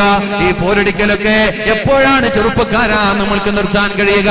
ഇതുപോലെ പോലീസുകാരുടെ സന്നാഹത്തോടുകൂടെ, പട്ടാളക്കാരുടെ സഹായത്തോടുകൂടെ നമ്മളൊക്കെ ഇവിടെ കേരളത്തിലൊന്നും സംഭവിക്കൂല എന്ന് പറയുന്നെങ്കിലും, നമ്മളെല്ലാം സേഫാണെന്ന് പറയുന്നെങ്കിലും, ഈ കേരളക്കരയിലേക്ക് ഇതുപോലെ ഒരു ആസൂത്രണ കലാപം ഉണ്ടായാൽ, പെട്ടെന്നൊരു സുപ്രഭാതത്തിൽ ആയിരക്കണക്കിന് ആളുകൾ വന്ന് ആക്രമിക്കാൻ നിന്നാൽ എന്ത് ചെയ്യാൻ കഴിയുമെന്ന് നിങ്ങൾ എപ്പോഴെങ്കിലും ആലോചിച്ചു നോക്കിയിട്ടുണ്ടോ? ഒന്നും ചെയ്യാൻ കഴിയില്ല, പെടഞ്ഞു മരിക്കുക തന്നെ. അതില്ലാതിരിക്കാനാണ് ഞാൻ പറഞ്ഞത്, ഒന്നിച്ച് നിൽക്കാൻ തയ്യാറാവ്. അലൈക്കും ബിൽ ജമാഅ, ഒന്നിച്ച് നിൽക്കൂ. വഇയ്യാകും വൽ ഫിർഖ, നിങ്ങൾ ഒരു കാരണവശാലും ഭിന്നിച്ചു പോകരുത്. എന്നിട്ട് അല്ലാഹുവിന്റെ ഹബീബിന്റെ പ്രിയപ്പെട്ട ഖലീഫയായ ഉമർ ഇബ്നുൽ ഖത്താബ് റളിയല്ലാഹു അൻഹു പറഞ്ഞത്, നിങ്ങൾക്ക് നാളെ സ്വർഗത്തിലെ സ്വർഗത്തിന്റെ ഉന്നതമായ സ്ഥാനം നിങ്ങൾ ആഗ്രഹിക്കുന്നുവെങ്കിൽ എപ്പോഴും നല്ല ഐക്യത്തോടെ നിൽക്കണമെന്ന് മഹാനായ അമീറുൽ മുഅ്മിനീൻ ഉമർ ഇബ്നുൽ ഖത്താബ്. പോരടിക്കുന്നത് നിർത്താൻ സമയമായി, അടിപിടി കൂടുന്നത് നിർത്താൻ സമയമായി. സ്വത്ത് തർക്കത്തിന്റെ പേരിൽ, രാഷ്ട്രീയ പ്രശ്നത്തിന്റെ പേരിലൊക്കെ വെറുതെ അനാവശ്യമായ തർക്കങ്ങളൊക്കെ മാറ്റിവെക്കും മുഅ്മിനീങ്ങളെ. ഒന്ന് അല്ലാഹുവിലേക്ക് മടങ്ങാനുള്ള സമയമാണ്. അങ്ങനെ അല്ലാഹുവിലേക്ക് മടങ്ങി എല്ലാവരും നല്ല സ്നേഹത്തോടെ, അസൂയയില്ലാതെ, വെറുപ്പില്ലാതെ, വൈരാഗ്യമില്ലാതെ, പകയില്ലാതെ, നീണ്ടു നിൽക്കുന്ന നാവിനെ കൺട്രോൾ ചെയ്യാതെ, നമ്മുടെ അലക്ഷ്യമായി വാക്കുകൾ സൂക്ഷിക്കാതെ, നിരന്തരമായി സംസാരിക്കുന്ന ഈ നാവിനെ സൂക്ഷിക്കാതെ ഒരാളും നാളെ രക്ഷപ്പെടുമെന്ന് വിചാരിക്കണ്ട. നിങ്ങൾ പള്ളിയിൽ പോയി ഖിയാമത്ത് നാൾ വരെ സുജൂദിൽ കിടന്നാലും, പള്ളിയിൽ പോയി സുജൂദിൽ കിടക്കാറുണ്ട് ചില വയസ്സന്മാർ, തസ്ബീഹ് മാല കയ്യിൽ പിടിക്കാറുണ്ട് ചില ആളുകൾ, ജമാഅത്തിന് കൃത്യമായി പള്ളിയിലേക്ക് വരാറുണ്ട്. നാവിന്റെ വലുപ്പം പാമ്പിനെക്കാളും വലുപ്പം. എന്തിനാ നിങ്ങളൊക്കെ പള്ളിക്ക് പോകുന്നത്? എന്തിനാ നിങ്ങളൊക്കെ നിസ്കരിക്കുന്നത്? മുസ്ലിമീങ്ങളാണ്, പക്ഷേ ഹൃദയത്തിലേക്ക് ഇസ്ലാം കയറിയിട്ടില്ല. മുസ്ലിമീങ്ങളാണ്, പക്ഷേ ഹൃദയത്തിലേക്ക് ഇസ്ലാം കയറാത്തവർ, ഒന്ന് പുഞ്ചിരിക്കാൻ മടിയുള്ളവർ. മഹാനായ അബൂദറുൽ ഗിഫാരി തങ്ങൾ അല്ലാഹുവിന്റെ ഹബീബിനോട് ചോദിക്കുന്നുണ്ട്, റസൂലുള്ളാഹി സ്വല്ലല്ലാഹു അലൈഹി വസല്ലമ തങ്ങളോട് ചോദിക്കുന്നുണ്ട്, യാ റസൂലല്ലാഹ്, നബിയേ ഒരു സെക്കൻഡ് പോലും നരകത്തിൽ കിടക്കാതെ സ്വർഗത്തിലെത്താൻ ഞാൻ എന്താണ് ചെയ്യേണ്ടത് എന്ന് അല്ലാഹുവിന്റെ ഹബീബിനോട് ചോദിച്ചപ്പോഴാണ് നബി സല്ലല്ലാഹു അലൈഹി വസല്ലമ തങ്ങൾ പറഞ്ഞത്, നീ ഒരു മുഅ്മിനാവണം. മുഅ്മിനാവാനാ പറഞ്ഞത്. നീ ഒരു മുഅ്മിനാവണം. മുഅ്മിനായ ആളുകൾക്ക് ഒരു സെക്കൻഡ് പോലും നരകത്തിൽ കിടക്കാതെ സ്വർഗത്തിലെത്താൻ പറ്റുള്ളൂ എന്ന് ശഫീഉനാ റസൂലുള്ളാഹി സ്വല്ലല്ലാഹു അലൈഹി വസല്ലം. എന്താ മുഅ്മിൻ എന്ന് പറഞ്ഞാൽ? എന്താ മുഅ്മിൻ എന്ന് പറഞ്ഞാൽ? എന്താ ഈമാൻ എന്ന് പറഞ്ഞാൽ? തസ്ബീഹ് മാല കയ്യിൽ പിടിക്കല, നിസ്കാരത്തെ ഉണ്ടാവില്ല. നിസ്കാരത്തെ ആർക്കായില്ലാത്ത നിസ്കാരത്തെ ഉണ്ടാക്കാൻ എന്താ പറയുക? നിസ്കാരത്തെ ഉണ്ടാവലല്ല, തസ്ബീഹ് മാല കയ്യിൽ പിടിക്കലല്ല ഈമാനിന്റെ അടയാളം. റസൂലുള്ളാഹി സ്വല്ലല്ലാഹു അലൈഹി വസല്ലമ തങ്ങൾ പറഞ്ഞത്, ഈമാനിന്റെ അടയാളം എന്ന് പറയുന്നത്, ഒരു മുഅ്മിൻ എന്ന് പറയുന്നത് മറ്റുള്ള ആളുകളോട് മാന്യമായി പെരുമാറുന്നവരാണ്. അയൽവാസികളോട് മാന്യമായി പെരുമാറണം, കുടുംബക്കാരോട് മാന്യമായി പെരുമാറണം, നാട്ടുകാരോട് മാന്യമായി പെരുമാറണം, എല്ലാവരോടും മാന്യമായി പെരുമാറുന്നവരാണ്. ജീവിതത്തിൽ മറ്റൊരാളെ വെറുപ്പിക്കാതെ ജീവിക്കുന്നവനാണ് മുഅ്മിൻ. ജീവിതത്തിൽ മറ്റൊരാളെ വെറുപ്പിക്കാത്തവനാണ് മുഅ്മിൻ. മുസ്ലിം എന്ന് പറഞ്ഞാൽ എന്താ? എന്താ മുസ്ലിം എന്ന് പറഞ്ഞാൽ? ഞാൻ നിങ്ങളുടെ ഈ സദസ്സിൽ എത്ര മുസ്ലിം ഉണ്ടെന്ന് ചോദിച്ചാൽ ഞാൻ ഉറപ്പ് തരാം, ഒരു മുസ്ലിം ഈ സദസ്സിൽ ഉണ്ടാവില്ല. ഒരു മുസ്ലിം ഈ സദസ്സിൽ ഉണ്ടാവില്ല. എന്താ മുസ്ലിം എന്ന് പറഞ്ഞാൽ? അൽ മുസ്ലിമു മൻ സലിമൽ മുസ്ലിമൂന മിൻ ലിസാനിഹി വയദിഹി. നിങ്ങളുടെ ജീവിതത്തിൽ വാക്കുകൊണ്ടോ പ്രവർത്തനം കൊണ്ടോ സാമ്പത്തികമായിട്ടോ മറ്റൊരാളെ വേദനിപ്പിക്കാത്തവനാണ് മുസ്ലിം. വാക്കുകൊണ്ട്, നാവുകൊണ്ട്, ശരീരം കൊണ്ട് മറ്റൊരാളെ വേദനിപ്പിക്കാത്തവനാണ് മുസ്ലിം. അങ്ങനൊരു മുസ്ലിം ഈ സദസ്സിലുണ്ടെങ്കിൽ കൈപൊക്കി. ജീവിതത്തിൽ ഇന്ന് വരെ ഞാൻ ഒരാളെ വേദനിപ്പിച്ചിട്ടില്ല. ജീവിതത്തിൽ ഇന്ന് വരെ സാമ്പത്തികമായി ശാരീരികമായി ഞാൻ ഒരാളെയും വേദനിപ്പിച്ചിട്ടില്ല എന്ന് ഉറപ്പ് പറയാൻ ധൈര്യമുള്ള ഒരു മുഅ്മിൻ ഉണ്ടെങ്കിൽ കൈപൊക്കി. ഒരു മുസ്ലിം ഉണ്ടെങ്കിൽ കൈപൊക്കി. ഇല്ല, അതായത് ഈ വാദ് എന്നൊക്കെ പറഞ്ഞാൽ കുറച്ചെങ്കിലും ദീനീബോധമുള്ള ആൾ വന്നിട്ടിരിക്കുന്ന സ്ഥലമാണ്. കുറച്ചെങ്കിലും ദീനീബോധമുള്ള ആളുകൾ വന്നിരിക്കുന്ന സ്ഥലമാണ് ഈ വാദ് എന്ന് പറഞ്ഞാൽ. ഈ സദസ്സിൽ പോലും ഒരു മുസ്ലിമിനെ കാണാനില്ല. അതാണ് ഭരണാർച്ച ചോദിച്ചത്, ഇസ്ലാം is the best religion but Muslims are the worst people, അല്ലെങ്കിൽ വേർ ആർ ദ മുസ്ലിംസ്? ഭരണാർച്ച ഇങ്ങനെ ചോദിക്കുമ്പോൾ ലോകത്ത് മുസ്ലിങ്ങളൊന്നും ഉണ്ടായിട്ടില്ലേ? ഭരണാർച്ച ചോദിക്കുമ്പോൾ ലോകത്തൊരു മുസ്ലിം ഉണ്ടായിട്ടില്ല. ഭരണാർച്ച എന്താ ചോദിച്ചത്? ലോകത്തെ ഏറ്റവും നല്ല മതം ഇസ്ലാമാണ്, പക്ഷേ വേർ ആർ ദ മുസ്ലിംസ്? മുസ്ലിമീങ്ങൾ എവിടെ? അതേ ഞാൻ ചോദിക്കുന്നു. Where are the Muslims? എവിടെ മുസ്ലിം? ആയിരക്കണക്കിന് ആളുകൾ തിങ്ങിക്കൂടിയ ഈ ഉറൂസിന്റെ സദസ്സിൽ ഒരു മുസ്ലിമിനെ കാണിച്ചു തരാൻ പറ്റുമോ? ഒരു മുസ്ലിം? ഇങ്ങനെ ഒരു മുസ്ലിം ഉണ്ടെങ്കിൽ നമ്മുടെ ഇസ്ലാമിനെ കുറിച്ച് ഒരു കുഞ്ഞുമോൻ പോലും ഒരു നാക്കിലൂടെ വാക്കിലൂടെ ഒരു വാക്ക് പറയാനോ എഴുതാനോ തയ്യാറാവില്ല. പോട്ടെ, നിങ്ങളുടെ ജീവിതമായിക്കോട്ടെ, ജീവിതത്തിന്റെ അത് ഞാൻ ചോദിക്കുന്നില്ല. ഇന്നത്തെ സുബഹിക്ക് ശേഷം, ഇന്ന് രാവിലെ എണീറ്റതിന് ശേഷം ഈ സമയം വരെ, ഇന്ന് രാവിലെ എണീറ്റതിന് ശേഷം ഈ സമയം വരെ മറ്റൊരാളെ വേദനിപ്പിക്കാത്ത ഒരാൾ ഈ സദസ്സിലുണ്ടെങ്കിൽ ഒന്ന് കൈപൊക്ക. ഇന്നത്തെ ദിവസം നിങ്ങളുടെ പ്രായപൂർത്തിയെത്തിയ 15 വയസ്സല്ല ഞാൻ ചോദിക്കുന്നത്, ഇന്നത്തെ ദിവസം. ഇതാണ് സർവ്വ സദസ്സുകളുടെയും അവസ്ഥ. മുസ്ലിമീങ്ങളുടെ അവസ്ഥ ഇതാണ്. ഏറ്റവും നല്ല മതമാണ്, ഏറ്റവും നല്ല സംസ്കാരമാണ്, ഏറ്റവും നല്ല ആശയമാണ് നമ്മുടെ കയ്യിലുള്ളത്. പക്ഷേ ജീവിതത്തിൽ പകർത്താൻ നമ്മൾ ആരും തയ്യാറല്ല. ഫിത്ന പറയാത്ത ആളുകൾ എവിടെ? സംഘടനയുണ്ടെങ്കിൽ സംഘടനക്കകത്ത് തന്നെ പരസ്പരം അങ്ങോട്ടും ഇങ്ങോട്ടും ചീത്ത പറയുന്ന ആളുകൾ. പ്രസിഡന്റിന് സെക്രട്ടറിയെ കണ്ടൂടാ, സെക്രട്ടറിക്ക് ട്രഷററെ കണ്ടൂടാ, ഖജാൻജിയെ കണ്ടൂടാ, എക്സിക്യൂട്ടീവ് അംഗങ്ങളെ കണ്ടുകൂടാ. രാഷ്ട്രീയ പാർട്ടിയുടെ അവസ്ഥ ഇതാണ്, സംഘടനയുടെയും അവസ്ഥ ഇതാണ്, പള്ളി കമ്മിറ്റിയുടെയും അവസ്ഥ ഇതാണ്. ഇങ്ങനെയെങ്കിൽ എങ്ങനെയാണ് മുഅ്മിനീങ്ങളെ നമ്മൾ വളരുന്നത്? ഞാൻ പറയുന്നതിൽ തെറ്റുണ്ട് എന്ന് പറയാൻ ആർജവമുള്ളവരുണ്ടെങ്കിൽ ഒന്ന് എണീറ്റു നിന്നോളൂ. എന്താ സംഘടനയുടെ അവസ്ഥ? അങ്ങോട്ടും ഇങ്ങോട്ടും പാരവെക്ക. മുമ്പിലൊക്കെ മാഷാ അല്ലാഹ് ഭായ് ഭായ് തന്നെയാണ്. മുമ്പിലൊക്കെ കാണുമ്പോ എന്താ സ്നേഹം! പഠിച്ചോനെ സ്നേഹം പറയേ വേണ്ട. കെട്ടിപ്പിടിക്കലും മുത്തലും കൈപിടിക്കലും പുകയ്ത്തലും എന്ന കണ്ണൊന്ന് മറിഞ്ഞു നിന്നാൽ തുടങ്ങും ഇയാളിങ്ങനെ ഫിത്ന പറയാ. ഇങ്ങനെ പരസ്പരം ഫിത്ന പറയാത്ത ആളുകൾ ആരാണുള്ളത്? ഭിന്നിപ്പില്ലാത്ത ഒരു മഹല്ല് നിങ്ങളൊന്ന് കാണിച്ചു തരൂ. അഭിപ്രായ വ്യത്യാസങ്ങളില്ലാത്തൊരു മഹല്ല്, കൊച്ചു മഹല്ല്, ആയിരക്കണക്കിന് 500 കണക്കിന് വീടുകൾ ഉണ്ടാകുമ്പോൾ സ്വാഭാവികമായ അഭിപ്രായ വ്യത്യാസങ്ങൾ ഉണ്ടാവാം. എന്നാൽ ഒരു 10, 20, 30 വീടുള്ള മഹല്ലിൽ വരെ അഭിപ്രായ വ്യത്യാസങ്ങൾ. ഇതൊക്കെയല്ലേ നമ്മൾ കണ്ടുകൊണ്ടിരിക്കുന്നത്. എന്നിട്ട് നമ്മൾ പറയാണ് അള്ളാഹു നമ്മുടെ കൂടെ നിൽക്കുന്നില്ല. അള്ളാഹു നമ്മുടെ കൂടെ നിൽക്കണമെങ്കിൽ നമ്മൾ യഥാർത്ഥ മുസ്ലിമായി മാറാൻ തയ്യാറാവണം. എത്രയോ ആളുകളുണ്ട് ഇവിടെ. ഞാൻ നിങ്ങളോട് പറയാം, അല്ലാഹു തആല അല്ലാഹുവുമായി ബന്ധപ്പെട്ട എല്ലാ പാപങ്ങളും പുറത്തു തരാൻ തയ്യാറാണ്. എല്ലാം പുറത്തു തരാൻ തയ്യാറാണ്. അല്ലാഹു മനുഷ്യനല്ല എന്നതാണ് കാരണം. റസൂലുള്ളാഹി സ്വല്ലല്ലാഹു അലൈഹി വസല്ലമ തങ്ങളുടെ സമീപത്തേക്ക് ഒരു അറാബി കടന്നു വരുന്നുണ്ട്. എന്നിട്ട് നബി തങ്ങളോട് ചോദിക്കുന്നുണ്ട്, യാ റസൂലല്ലാഹ്, നബിയേ നാളെ ആരാണ് നബിയേ നാളെ വിചാരണ നടത്തുന്നത്? നാളെ ആരാണ് നബിയേ ഹിസാബ് നടത്തുന്നത്? നാളെ മഹ്ശറിലെത്തിയാൽ ഹിസാബ് നടത്തുന്നത് ആരാണ്? അപ്പോഴാണ് നബി സല്ലല്ലാഹു അലൈഹി വസല്ലമ തങ്ങൾ പറഞ്ഞത്, അല്ലാഹുവാണ് നാളെ വിചാരണ നടത്തുന്നത്. അപ്പോഴാണ് ആ അറാബി പറഞ്ഞത്, മതി നബിയേ മതി, എനിക്ക് മതി, എനിക്ക് ആശ്വാസമായി നബിയേ, എനിക്ക് ആശ്വാസമായി. എന്തേ എന്ന് നബി സല്ലല്ലാഹു അലൈഹി വസല്ലമ തങ്ങൾ ചോദിച്ചപ്പോഴാണ് ആ അറാബി നബി തങ്ങളോട് പറയുന്നത്, മനുഷ്യനല്ലല്ലോ എന്ന് ആശ്വാസമായി. കാരണം മനുഷ്യൻ ഒരാളെയും രക്ഷപ്പെടുത്താൻ ശ്രമിക്കൂല.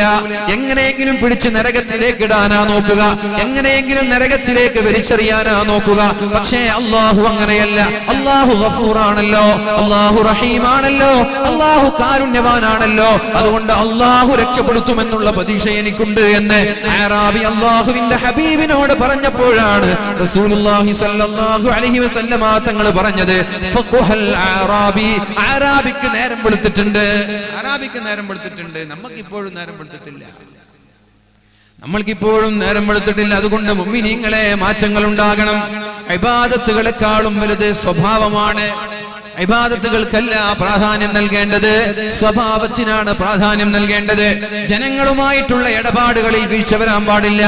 നാവിനെ സൂക്ഷിക്കാതെ ഒരാൾക്കും രക്ഷപ്പെടാൻ കഴിയില്ല. നാവ് അപകടമാണ്. എന്താണ് അല്ലാഹു പറഞ്ഞത്?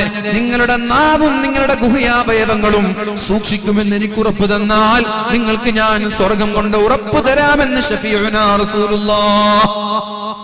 നാവിനെ സൂക്ഷിക്കാൻ കഴിയണം. ഈ വാല് കഴിഞ്ഞിട്ട് പോയിട്ടും വാലൊക്കെ 2 മണിക്കൂർ കേട്ട ആൾക്കും എന്നെ കുറിച്ചിട്ട് ഫിത്ന പറയാനുണ്ടാവും. അതാണ് പ്രത്യേകത, നമ്മുടെ പ്രത്യേകത. അതാണ് നമ്മുടെ പ്രത്യേകത. ജുമയ്ക്കൊക്കെ ചില ആളുകൾ വന്നിട്ട് ഉസ്താദ് അത് പറയണം ഇത് പറയണം എന്നൊക്കെ പറയും. ജുമ കഴിഞ്ഞിട്ട് പ്രസംഗിച്ചു കഴിഞ്ഞാൽ അപ്പുറത്ത് പോയിട്ട് പറയും അയാൾ അത് പറയാൻ ആരാണ്? ഈ പറഞ്ഞ ആളെ പറയാം, അഭിപ്രായം പറയും. റൂമിലേക്ക് വന്നിട്ട് അഭിപ്രായം പറയും, ഉസ്താദ് നിങ്ങൾ അങ്ങനെ പറയണം എന്നൊക്കെ പറയും. അങ്ങനെ ഏതെങ്കിലും ഒരു ഉസ്താദ് ഇയാളുടെ അഭിപ്രായം കേട്ടിട്ട് പറഞ്ഞാൽ ഈ മനുഷ്യൻ തന്നെ പുറത്തു പോയിട്ട് അത് പറയാൻ അയാളാരെ ഏൽപ്പിച്ചു, അയാളെ നാളെ തന്നെ പുറത്താക്കണം. ഇതാണ് മനുഷ്യന്റെ അവസ്ഥ. അകത്ത് കത്തിയും പുറത്ത് പച്ചയുമായി നടക്കുന്ന ദ്വിമുഖമുള്ള ഇരട്ടമുഖമുള്ള ആളുകൾ. ആ ഇരട്ടമുഖമുള്ള ആളുകൾക്കാണ് അല്ലാഹു നരകം ഒരുക്കി വെച്ചിരിക്കുന്നത്. ഇരട്ടമുഖം മാറ്റാതെ ഒരൊറ്റ ഒരു മുഖത്തിലേക്ക് തിരിച്ചു വരാതെ അല്ലാഹു സ്വർഗം നൽകുമെന്ന് ഒരു രക്ഷിതാവും ചിന്തിക്കണ്ട, ഒരു മനുഷ്യനും ചിന്തിക്കണ്ട. നിങ്ങൾ ഞാൻ അടക്കമുള്ള ആളുകൾ മുസ്ലിമും മുഅ്മിനുമായി മാറാതെ രക്ഷപ്പെടാൻ കഴിയില്ല. ഇബാദത്തുകൾ നമ്മെ രക്ഷപ്പെടുത്തൂല, തഹജ്ജുദ് നമ്മെ രക്ഷപ്പെടുത്തൂല, ഖുർആൻ നമ്മെ രക്ഷപ്പെടുത്തൂല, ഒന്നും നമ്മെ രക്ഷപ്പെടുത്തൂല. നാവ് നമ്മെ കൊണ്ടുപോയി നരകത്തിലിട്ടാൽ. അതുകൊണ്ട് എന്റെ ശബ്ദം ശ്രവിക്കുന്ന ചെറുപ്പക്കാരെ, വയസ്സന്മാരുടെ സ്വഭാവം നിങ്ങൾക്കുണ്ടാവരുത്. വയസ്സന്മാർക്ക് വേറെ പണിയൊന്നുമില്ല, അവർക്ക് ജോലിയില്ല, സമ്പാദിക്കാനില്ല, വീട്ടിലിരുന്നിട്ട് ഇങ്ങനെ ഗിരിഗിരിയാക്കലാണ് പല വയസ്സന്മാരുടെയും പണി. വീട്ടിലുണ്ടെങ്കിൽ ഭാര്യയ്ക്ക് സ്വസ്ഥത കൊടുക്കൂല, പള്ളിക്ക് വന്ന ഉസ്താമാർക്കും സ്വസ്ഥത കൊടുക്കൂല. ഖബറിൽ പോയാലും മലക്കുകൾക്കെങ്കിലും ഒന്ന് സ്വസ്ഥത കൊടുക്കണേ. ഖബറിൽ പോയാൽ അവിടെയുള്ള മുൻകർ നക്കീറിനൊന്നും ഒന്ന് മാന്യമായിട്ട് പെരുമാറാൻ കഴിയും. വീട്ടിൽ പോയ ഭാര്യമാരോട് നിരന്തരമായ കിരികിരി, മക്കളോട്, പേരക്കുട്ടികളോട്. പള്ളിയിൽ വന്നാൽ ഒരു ഉസ്താദിന് പോലും സമാധാനം കൊടുക്കാത്ത ചില വയസ്സന്മാർ. നിങ്ങൾ എന്തിന് ജീവിക്കുന്നു? നിങ്ങൾ എന്തിന് പള്ളിക്ക് പോകുന്നു? നിങ്ങൾക്ക് വീട്ടിലിരുന്നൂടെ? ഈ നീളമുള്ള നാവും പാമ്പിനേക്കാൾ വിഷമുള്ള നാവും വെച്ച് പള്ളിയിലേക്ക് വരുന്നതിന് പകരം വീട്ടിലിരുന്ന് നിസ്കരിക്കാതെ കിടന്നുറങ്ങലാണ്. നിങ്ങൾ രക്ഷപ്പെടും. നിസ്കരിക്കുന്നെങ്കിൽ രക്ഷപ്പെടും. നിങ്ങൾ നാവ് സൂക്ഷിച്ചാൽ രക്ഷപ്പെടും. ഓരോ റക്അത്ത് നിസ്കരിച്ചില്ലെങ്കിലും നാവ് സൂക്ഷിച്ചാൽ നിങ്ങൾ രക്ഷപ്പെടും. 1000 റക്അത്ത് നിസ്കരിച്ചാലും നാവ് സൂക്ഷിച്ചില്ലെങ്കിൽ നരകത്തിന്റെ ഭയാനകമായ അടിത്തട്ടിലേക്ക് അല്ലാഹു വലിച്ചെറിയും. ഇത് തമാശയല്ല, ഇത് നിസ്സാരമല്ല. ശ്രദ്ധിച്ചു. ആളുകൾ നാളെ അല്ലാഹുവിന്റെ ഹബീബാണ് പറഞ്ഞത്, റസൂലുള്ളാഹി സ്വല്ലല്ലാഹു അലൈഹി വസല്ലമ തങ്ങളാ പറഞ്ഞത്, നാളെ ആരെങ്കിലും ഒരാൾ നരകത്തിലേക്ക് അള്ളാഹു വലിച്ചെറിയുമെങ്കിൽ അത് അവരുടെ നാവ് കാരണത്താൽ മാത്രമായിരിക്കുമെന്ന് ശഫീഉനാ റസൂലുള്ളാഹ്. നമ്മൾക്കൊക്കെ ഈമാൻ സലാമത്തായി മരിക്കണ്ടേ മുഅ്മിനീങ്ങളെ? ഈമാൻ സലാമത്തായി മരിക്കണം. അതിനായി പറയുന്നത് നമ്മൾക്കൊന്നും അള്ളാഹുമായി ബന്ധപ്പെട്ടൊരു തെറ്റും ബാക്കിയുണ്ടാവൂല. ഒരാള് മനസ്സറിഞ്ഞ് ഹൃദയം തുറന്ന് തഹജ്ജുദ് നിസ്കാരം കഴിഞ്ഞിട്ട് അള്ളാഹുവേ ഞാൻ തെറ്റുകാരനാണ്, അള്ളാഹുവേ ഞാൻ കുറ്റക്കാരനാണ്, അള്ളാഹുവേ ഇനി മേലാൽ ഞാൻ ആവർത്തിക്കില്ല എന്ന് പറഞ്ഞ് ഏതെങ്കിലും ഒരു ദിവസം കരഞ്ഞുകൊണ്ട് ദുആ ചെയ്താൽ അള്ളാഹുവും നമ്മളും തമ്മിലുള്ളൊരു തെറ്റും ബാക്കിയില്ലാതെ അള്ളാഹു നമ്മെ സ്വീകരിക്കാൻ തയ്യാറാണ്, അള്ളാഹു നമ്മെ ഏറ്റെടുക്കാൻ തയ്യാറാണ്. പക്ഷേ നാവിന്റെ വലിപ്പം കൂടിയാൽ പാമ്പിനെക്കാളും വിഷമുള്ള, ആ സർപ്പങ്ങളെക്കാളും വിഷമുള്ള നാവായി നമ്മുടെ നാവ് മാറിയാൽ ഖിയാമത്ത് നാൾ വരെ ദുആ ചെയ്താലും ഖിയാമത്ത് നാൾ വരെ തൗബ ചെയ്താലും അല്ലാഹു തആല പുറത്തു തരാൻ തയ്യാറല്ല. ഓർക്കണം, നമ്മൾ മഹാനായ ഉമർ ഇബ്നുൽ ഖത്താബ് റളിയല്ലാഹു അൻഹു ലോകത്തോട് വിട പറയുന്ന സന്ദർഭം ഓർക്കണം. ഉമർ ഇബ്നുൽ ഖത്താബ് റളിയല്ലാഹു അൻഹു ആണ് സുബ്ഹി നിസ്കാരത്തിന് നേതൃത്വം നൽകുമ്പോഴാണ് അബ്ദുറഹ്മാൻ ഇബ്നു മുൽജം, അബ്ദുറഹ്മാൻ ഇബ്നു അബൂ ലുഅ്ലു എന്ന് പറയുന്ന ഒരാൾ മഹാനായ ഉമർ ഇബ്നുൽ ഖത്താബ് റളിയല്ലാഹു അൻഹുവിന്റെ നെഞ്ചത്തേക്ക് കടാര കയറ്റുന്നത് 3 തവണ വിഷത്തിൽ മുക്കിയ കടാരയാണത്. അവിടെയാണ് പിടഞ്ഞു വീണ് മരിക്കുന്നത്. അബ്ദുറഹ്മാൻ ഇബ്നു ഔഫ് തങ്ങൾ ഇമാമായി നിന്നുകൊണ്ട് മഹാനായ ഉമർ ഇബ്നുൽ ഖത്താബ് റളിയല്ലാഹു അൻഹുവിന്റെ ബോധം നഷ്ടപ്പെട്ടിട്ടുണ്ട്. ഒരുപാട് നേരം ആളുകൾ കാത്തുനിന്നു, എണീക്കുന്നില്ല, ഉണരുന്നില്ല. കുടിക്കാൻ വേണ്ടി പാനീയം വായയിലേക്ക് ഒഴിച്ചു കൊടുത്തപ്പോ വയറ്റിലൂടെ പുറത്തേക്ക് കടന്നു വരികയാണ്, അകത്തേക്ക് പോകുന്നില്ല. ആ അവസാനം വഫാത്തിന്റെ സമയത്ത് തന്റെ മകനായ അബ്ദുല്ലാഹി ഇബ്നു ഉമർ റളിയല്ലാഹു അൻഹു അല്ലാഹുവിന്റെ ഹബീബ് സ്വർഗ്ഗം കൊണ്ട് സന്തോഷ വാർത്ത അറിയിച്ച ഉമർ ഇബ്നുൽ ഖത്താബ് തങ്ങളെ തന്റെ പിതാവിനെ തന്റെ മടിയിൽ ചേർത്ത് വെച്ചുകൊണ്ട് ഉമർ ഇബ്നുൽ ഖത്താബ് റളിയല്ലാഹു അൻഹുവിനെ ആശ്വസിപ്പിക്കുകയാണ്. അപ്പോഴാണ് മഹാനായ ഉമർ തങ്ങൾ അവസാന സമയത്ത് പറയുന്നത്, മോനെ പേടിച്ചു പോകുമെന്ന് പറഞ്ഞ അല്ലാഹുവിന്റെ ഹബീബ് രണ്ടാമതായി സ്വർഗത്തിലേക്ക് അല്ലാഹു കൊണ്ടുപോകുമെന്ന് പറഞ്ഞ അണ്ണടക്കാതെ സമുദായത്തിന് വേണ്ടി ഉറക്കഴിച്ചുകൊണ്ട് ജീവിതത്തിന്റെ വിലപ്പെട്ട സമയം സമുദായത്തിന് ചെലവഴിച്ച മഹാനാണ്. നമ്മെ പോലെയല്ല, നമ്മുടെ പാർട്ടി നേതാക്കന്മാരെ പോലെയല്ല, നമ്മുടെ സംഘടനാ നേതാക്കന്മാരെ പോലെയല്ല. സ്ഥാനം കിട്ടുന്നത് വരെ ഉറക്കൊഴിക്കും നമ്മുടെ നേതാക്കന്മാര്. സ്ഥാനം കിട്ടിയാൽ പുതച്ചു കിടന്നുറങ്ങും, പിന്നെ പണിയെടുക്കൂല, പിന്നെ അലസന്മാരാണ്, പിന്നെ മടിയന്മാർ. സ്ഥാനം കിട്ടാൻ നോട്ട് കോടികൾ കൊടുത്ത് എംഎൽഎമാരെ ഒളിപ്പിക്കാനും തയ്യാറാണ്. എന്നാൽ അധികാരം കിട്ടിയാൽ അലസന്മാരാണ്. പിന്നെ പൊക്കലാണ് പണി, പിന്നെ മുക്കലാണ് പണി, പിന്നെ അഴിമതിയാണ് പണി, പിന്നെ സമുദായത്തിന് വേണ്ടി, നാടിന് വേണ്ടി, രാജ്യത്തിന് വേണ്ടി ഒരു നന്മ ചെയ്യാൻ പോലും കിട്ടാത്ത ഉറക്കത്തിലാണ് അവർ. എന്നാൽ ഉമർ തങ്ങൾ അങ്ങനെയല്ല. അധികാരം കിട്ടുമ്പോ വേണ്ട എന്ന് പറഞ്ഞു മാറി നിന്നവരാ. എനിക്ക് അധികാരം വേണ്ട എന്ന് പറഞ്ഞവരാണ് ഉമർ ഇബ്നുൽ ഖത്താബ് റളിയല്ലാഹു അൻഹു. എന്നാൽ മഹാനായ സിദ്ദീഖ് തങ്ങളുടെ വസിയത്ത് പ്രകാരം ഉമർ തങ്ങളെ ഖലീഫയാക്കണമെന്നുള്ള വസിയത്ത് പ്രകാരം മാറി നിൽക്കാൻ കഴിയാതെ ഏറ്റെടുത്തതാണ് ഉമർ ഇബ്നുൽ ഖത്താബ് റളിയല്ലാഹു അൻഹു. രാത്രിയുടെ അവസാന വഫാത്തിന്റെ അവസാന 2 വർഷക്കാലം ഒരുപോലെ കണ്ണടച്ചില്ല എന്നാ പറഞ്ഞത്, ഒരുപോലെ കിടന്നുറങ്ങിയില്ല എന്നാ പറഞ്ഞത്. അപ്പോഴാണ് മഹാന്മാരായ സ്വഹാബാക്കൾ ചോദിച്ചത്, അല്ലയോ അമീറുൽ മുഅ്മിനീൻ, നിങ്ങൾ കിടന്നുറങ്ങാത്തത്? നിങ്ങൾക്കൊരൽപ്പം ഉറങ്ങിക്കൂടെ? എന്താ ലോകത്തിന്റെ ഭരണാധികാരി 20ഓളം സാമ്രാജ്യങ്ങളുടെ ഉത്തരവാദിത്വം ഏറ്റെടുത്ത മഹാനായ ഉമർ ഇബ്നുൽ ഖത്താബ് റളിയല്ലാഹു അൻഹു പറഞ്ഞതെന്താ? ഞാൻ ഉറങ്ങിയാൽ എന്റെ പ്രജകളെ ആരാണ് നോക്കുക?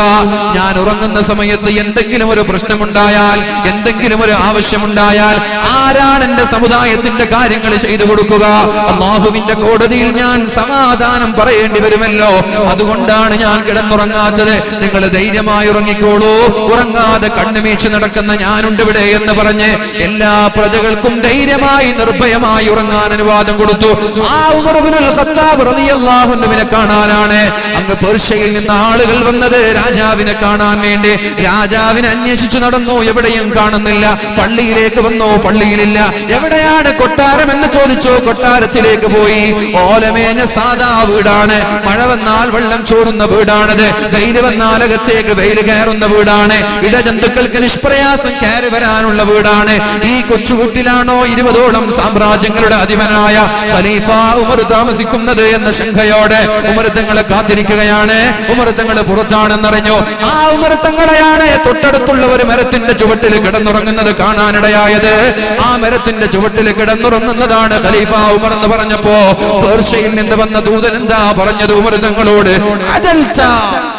ഉമർ തങ്ങളെ അദൽസ, നിങ്ങൾ നീതിയോടെ പെരുമാറിയതുകൊണ്ട്, നിങ്ങൾ നീതിയോടെ ഭരിച്ചതുകൊണ്ട് മഹാനായ ഉമർ തങ്ങളോട് പറയുകയാണ്, നിങ്ങൾ നീതിയോടെ ജനങ്ങളെ ഭരിച്ചതുകൊണ്ട് നിങ്ങൾക്ക് പേടിക്കാതെ ഉറങ്ങാനായി. ആരാ പറയുന്നത്?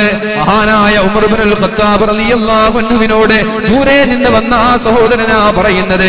നീതിയോടുകൂടി ഭരിച്ചതുകൊണ്ട് നിങ്ങൾക്ക് ഇവിടെ പേടിക്കാതെ ജീവിക്കാനായി. എന്നാൽ ഒരുപാട് ആളുകൾ അധികാരം ഏറ്റെടുത്തിട്ട് നിങ്ങൾ കണ്ടില്ലേ, ഇവിടേക്ക് അമേരിക്കയുടെ പ്രസിഡന്റ് വന്നത് എങ്ങനെയാണ്? 100 കോടി ഇന്ത്യ രാജ്യം ചെലവഴിച്ചപ്പോ ഇതിനേക്കാളും കൂടുതൽ അമേരിക്ക ചെലവഴിച്ചിട്ടുണ്ട്. അമേരിക്കയുടെ പ്രസിഡന്റ് ഇന്ത്യ രാജ്യത്തേക്ക് കടന്നു വരാൻ മുമ്പിൽ ഒരു ഫ്ലൈറ്റ്, ശേഷം ഒരു ഫ്ലൈറ്റ്. ആ ഫ്ലൈറ്റിനകത്തളങ്ങളിൽ അമേരിക്കൻ നിർമ്മിതമായ വാഹനമാണ്, കാറാണ് കൊണ്ടുവരുന്നത്. ആ കാറിലൂടെ യാത്ര ചെയ്യുള്ളൂ. വെടിവെച്ചാൽ കൊള്ളാത്ത കാറാണിത്, ബോംബ് വെച്ചാൽ തകരാത്ത കാറാണിത്, പീരങ്കി കൊണ്ട് മിസൈല് കൊണ്ട് തകർക്കാൻ കഴിയാത്ത കാറാണിത്. എന്തിനിങ്ങനെ പേടിക്കണം? ആരെ പേടിക്കണം? എന്തിനാണ് പേടിക്കുന്നത്? ജനങ്ങളോട് നീതിയോടെ പെരുമാറാത്ത ആളുകൾ, നമ്മുടെ മുഖ്യമന്ത്രി അടക്കമുള്ള രാഷ്ട്രീയ നേതാക്കന്മാരുടെ മുമ്പിലൂടെ പിമ്പിലൂടെ എന്തിനാണ് 100 കൂട്ടം പോലീസുകാരെ വിസിൽ മുഴക്കിക്കൊണ്ട് സൈറൺ മുഴക്കിക്കൊണ്ടു പോകുന്നത്? നീതിയോടെ പെരുമാറുന്ന ഒരു ഭരണാധികാരിക്ക് ഏത് മരത്തിന്റെ ചുവട്ടിലും ധൈര്യമായി ഉറങ്ങാം.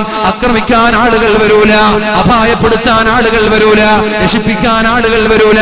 എന്നാൽ എവിടെയെങ്കിലും നീതി നഷ്ടപ്പെട്ടാൽ, അഴിമതിയുണ്ടായാൽ, തോന്നിവാസികളായാൽ, ഉത്തരവാദിത്വം മറന്നുപോയാൽ ആളുകൾ ചോദ്യം ചെയ്യാൻ തുടങ്ങും. അപ്പോഴാണ് മുമ്പിലൂടെ 4 കൂട്ടം പോലീസുകാർ വേണ്ടത്, ഈസഡ് കാറ്റഗറി പ്രൊട്ടക്ഷൻ വേണ്ടത്, സെക്യൂരിറ്റി വേണ്ടത്. അക്രമങ്ങൾ ഉണ്ടാകുമ്പോഴാണ്, അരുതായ്മകൾ സംഭവിക്കുമ്പോഴാണ്, ഉത്തരവാദിത്വം ചെയ്യാതിരിക്കുമ്പോഴാണ്. മഹാനായ ഉമർ ഇബ്നുൽ ഖത്താബ് റളിയല്ലാഹു അൻഹു മരത്തിന്റെ ചുവട്ടിൽ കിടക്കുന്നത് കണ്ടപ്പോഴാണ്, നിങ്ങൾ നീതിയോടുകൂടി ഭരിച്ചത് കൊണ്ടാണ് ഇത്ര സുഗമമായി, ആരെയും പേടിക്കാതെ, ബ്ലാക്ക് കാറ്റുകളില്ലാതെ, സേനാനികളില്ലാതെ, പോലീസുകാരില്ലാതെ, പട്ടാളക്കാരില്ലാതെ നിങ്ങൾക്ക് ഉറങ്ങാൻ കഴിഞ്ഞത് എന്ന് പേർഷ്യയിൽ നിന്ന് വന്ന ദൂതൻ പറയുമ്പോൾ ഇത് തന്നെയാണ് എല്ലാവരുടെയും അവസ്ഥ. നീതിയോടെ പെരുമാറിയാൽ ആർക്കും പേടിക്കാനില്ല. ഈ മഹാനായ ഉമർ ഇബ്നുൽ ഖത്താബ് തങ്ങൾ പറഞ്ഞത്, രാത്രി ഞാൻ ഉറങ്ങിയാൽ ഇവിടെ ആളുകൾക്ക് പ്രയാസം വന്നാൽ സഹായിക്കാൻ ആളുകൾ ഉണ്ടാവൂല. എന്നാൽ മഹാന്മാരായ സ്വഹാബാക്കൾ ചോദിക്കുകയുണ്ടായി, നിങ്ങൾക്ക് എന്തേ രാവിലെ ഉറങ്ങിക്കൂടെ? ഒരല്പസമയം വിശ്രമിച്ചുകൂടെ? ദുഹാ സമയത്ത് ഖൈലൂലത്തിന്റെ ഉറക്കം സുന്നത്താണ്, നിങ്ങൾക്കൊരല്പം ഉറങ്ങിക്കൂടെ എന്ന് ചോദിച്ചപ്പോഴാണ് അദ്ദേഹം പറഞ്ഞത്, എന്നെ തേടി ഒരുപാട് ആളുകൾ വരാറുണ്ട്. രാജ്യത്തിന്റെ മുക്കുമൂലകളിൽ നിന്ന് പല അന്വേഷണങ്ങളുമായി, പല സംശയങ്ങളുമായി, പല വിഷയങ്ങളുമായി ആളുകൾ എന്നെ തേടി വരാറുണ്ട്. ആ സമയത്ത് ഞാൻ ഉറങ്ങിയാൽ അവരെന്നെ കാത്തു നിൽക്കേണ്ടി വരൂലേ? പഞ്ചായത്ത് മെമ്പറായാൽ അഹങ്കാരമാണ്, ഏതെങ്കിലും വില്ലേജിൽ ഓഫീസറായാൽ അഹങ്കാരമാണ്, ഇലക്ട്രിസിറ്റി ബോർഡിലെ ഓഫീസറായാൽ അഹങ്കാരമാണ്, ഒരു പേപ്പർ സൈൻ ഇട്ട് കൊടുക്കാൻ അഹങ്കാരമാണ്. ഒരുപാട് സമയം കാത്തു നിൽക്കേണ്ട അവസ്ഥയാണ് നാട്ടിലുള്ള ടാക്സ് അടക്കുന്ന പൗരന്മാരുടെ അവസ്ഥയാണിത്. ഈ ടാക്സ് അടക്കുന്ന പൗരന്മാരുടെ, ഈ ടാക്സിൽ നിന്നാണ് ഈ ഉദ്യോഗസ്ഥന്മാർക്ക് ശമ്പളം കൊടുക്കുന്നത് എന്ന് ഓർമ്മയില്ലാതെ, ഈ രാജ്യത്തിന്റെ അധികാരം ഇവിടുത്തെ പൗരന്മാരുടെ കൈകളിലാണെന്ന് ഓർമ്മയില്ലാതെ 5 മിനിറ്റ് വൈകിപ്പോയാൽ 2 മണിക്കൂർ നേരം കാത്തു നിൽക്കാൻ പറയുന്ന ഉദ്യോഗസ്ഥന്മാരുള്ള കാലത്ത് ഉമർ ഇബ്നുൽ ഖത്താബ് റളിയല്ലാഹു അൻഹുവിന്റെ ജീവിതം പകർത്താൻ തയ്യാറാവണം. അതുകൊണ്ട് മുഅ്മിനീങ്ങളെ ഞാൻ പറയുന്നത്, മഹാനായ ഉമർ തങ്ങൾ പറഞ്ഞത്, എന്നെ കാത്തു നിൽക്കാൻ പാടില്ല, ഞാൻ കാരണം ഒരാൾക്ക് പ്രയാസപ്പെടാൻ പാടില്ല. ആ ഉമർ തങ്ങളാണ് ജീവിതത്തിന്റെ അവസാന സമയത്ത് തന്റെ മകന്റെ മടിത്തട്ടിൽ ഇങ്ങനെ ആശ്വാസത്തോടെ കിടന്നുറങ്ങുമ്പോ തന്റെ മകന്റെ മുഖം നോക്കി പറയുന്നത്, എന്റെ കവിൾത്തടം ഭൂമിയിലേക്ക് വെക്കണം, മണ്ണോട് ചേർത്ത് വെക്കണം എന്റെ കവിൾത്തടം. മകൻ വെച്ചില്ല, മകൻ വെക്കാൻ തയ്യാറായില്ല. മകൻ ചോദിച്ചു, വമാ കാന അലൈക, അല്ലയോ പിതാവേ, അല്ലയോ പിതാവേ, എന്റെ മടിത്തട്ടിലായാലും ഭൂമിയിലായാലും നിങ്ങൾക്ക് എന്ത് മാറ്റമാണുള്ളത്? നിങ്ങളുടെ കവിൾത്തടം ഭൂമിയോട് ചേർത്ത് വെച്ചാലും, ഇനി എന്റെ കവിൾത്തടം, നിങ്ങളുടെ കവിൾത്തടം എന്റെ മടിത്തട്ടിൽ വെച്ചാലും നിങ്ങൾക്ക് ഒരുപോലെയല്ലേ? എന്തിനാണത് കവിൾത്തടം മണ്ണോട് ചേർത്ത് വെക്കുന്നത്? ഉമർ തങ്ങൾക്ക് അത് ഇഷ്ടപ്പെട്ടില്ല. ലാ ഉമ്മലക്, വെക്കട, നിന്നോട് ഞാൻ വെക്കാനല്ലേ പറഞ്ഞത്, പറഞ്ഞ പണിയെടുക്കുന്നു. അവസാനം മരണസമയമാണിത്. എന്നോട് ഞാൻ എന്താ പറഞ്ഞത്? എന്നോട് ഞാൻ പറഞ്ഞത് നിന്റെ കവിൾത്തടത്തിൽ നിന്ന്, നിന്റെ മടിത്തട്ടിൽ നിന്ന് എന്റെ കവിൾത്തടമെടുത്ത് മണ്ണോട് ചേർത്ത് വെക്കാനല്ലേ പറഞ്ഞത്. പറഞ്ഞ പണിയെടുക്കാൻ തന്റെ മകനോട് മഹാനായ ഉമർ ഇബ്നുൽ ഖത്താബ് റളിയല്ലാഹു അൻഹു പറഞ്ഞപ്പോ മഹാനായ അബ്ദുല്ലാഹി ഇബ്നു ഉമർ തങ്ങൾ തന്റെ പിതാവിന്റെ കവിൾത്തടത്തെ മണ്ണോട് ചേർത്ത് വെച്ചു. രക്തം ഇങ്ങനെ ഒഴുകുകയാണ്, മരണത്തോട് മല്ലിടുകയാണ്, വഫാത്തിനോട് അടുക്കുകയാണ്. ആ സമയത്താണ് മഹാനായ ഉമർ ഇബ്നുൽ ഖത്താബ് റളിയല്ലാഹു അൻഹു വിളിച്ചു പറയുന്നത്, വൈലി വൈലുൽ ലി ഉമ്മി ഇല്ലം യർഹംനി റബ്ബി. എന്റെ രക്ഷിതാവായ അല്ലാഹു തആല എന്നോട് കാരുണ്യം കാണിച്ചില്ലെങ്കിൽ, എന്നെ നാളെ ആഖിറത്തിൽ സഹായിച്ചില്ലെങ്കിൽ എന്റെ കാര്യം കഷ്ടമാണ്. വൈലി, എന്റെ കാര്യം കഷ്ടമാണ്. അവസാനമായൊരു വാക്ക് കൂടി ചേർക്കുകയുണ്ടായി, ലൗ അന്നലി മാ അലൽ അർളി ലഫ്തദൈതു ബിഹി.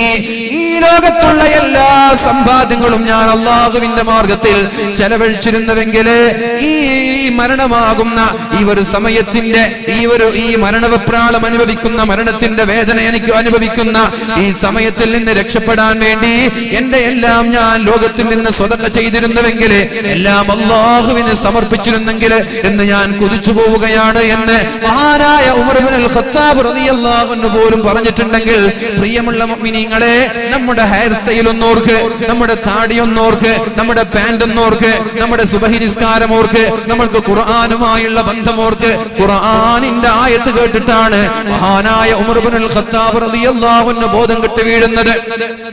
ഖുർആനിന്റെ ആയത്ത് കേട്ട് മഹാനായ ഉമർ ഇബ്നുൽ ഖത്താബ് റളിയല്ലാഹു അൻഹു ബോധം കെട്ട് വീണ് നാട്ടുകാരെല്ലാം അദ്ദേഹത്തെ പിടിച്ച്, അദ്ദേഹത്തെ ആളുകളെല്ലാം ചുമന്ന് വീട്ടിലാക്കി. പിന്നെ പള്ളിയിൽ കാണുന്നില്ല. എന്റെ ജമാഅത്തിന് വരാത്തത്, രോഗിയാണ്, മാസങ്ങളോളം രോഗിയാണ്. എന്താ കാരണമെന്നറിയോ? പരിശുദ്ധമായ ഖുർആനിന്റെ ഒരു ആയത്ത് കേട്ടതാണ്. സുബഹി നിസ്കാരത്തിൽ മഹാനായ യൂസുഫ് നബി അലൈഹിസ്സലാമിന്റെ ചരിത്രം അയവിറക്കുന്ന സൂറത്ത് ഓതിയിട്ട് കരയാത്ത ദിവസങ്ങളില്ല, തിങ്ങിപ്പൊട്ടാത്ത ദിവസങ്ങളില്ല.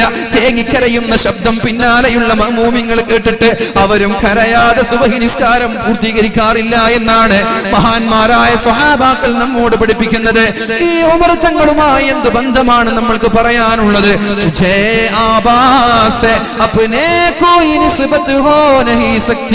നിനക്ക് നിന്റെ പ്രപിതാക്കളുമായി എന്ത് ബന്ധമാണ് പറയാനുള്ളത്? ഉമർ തങ്ങളുമായി എന്ത് ബന്ധമാണ് പറയാനുള്ളത്?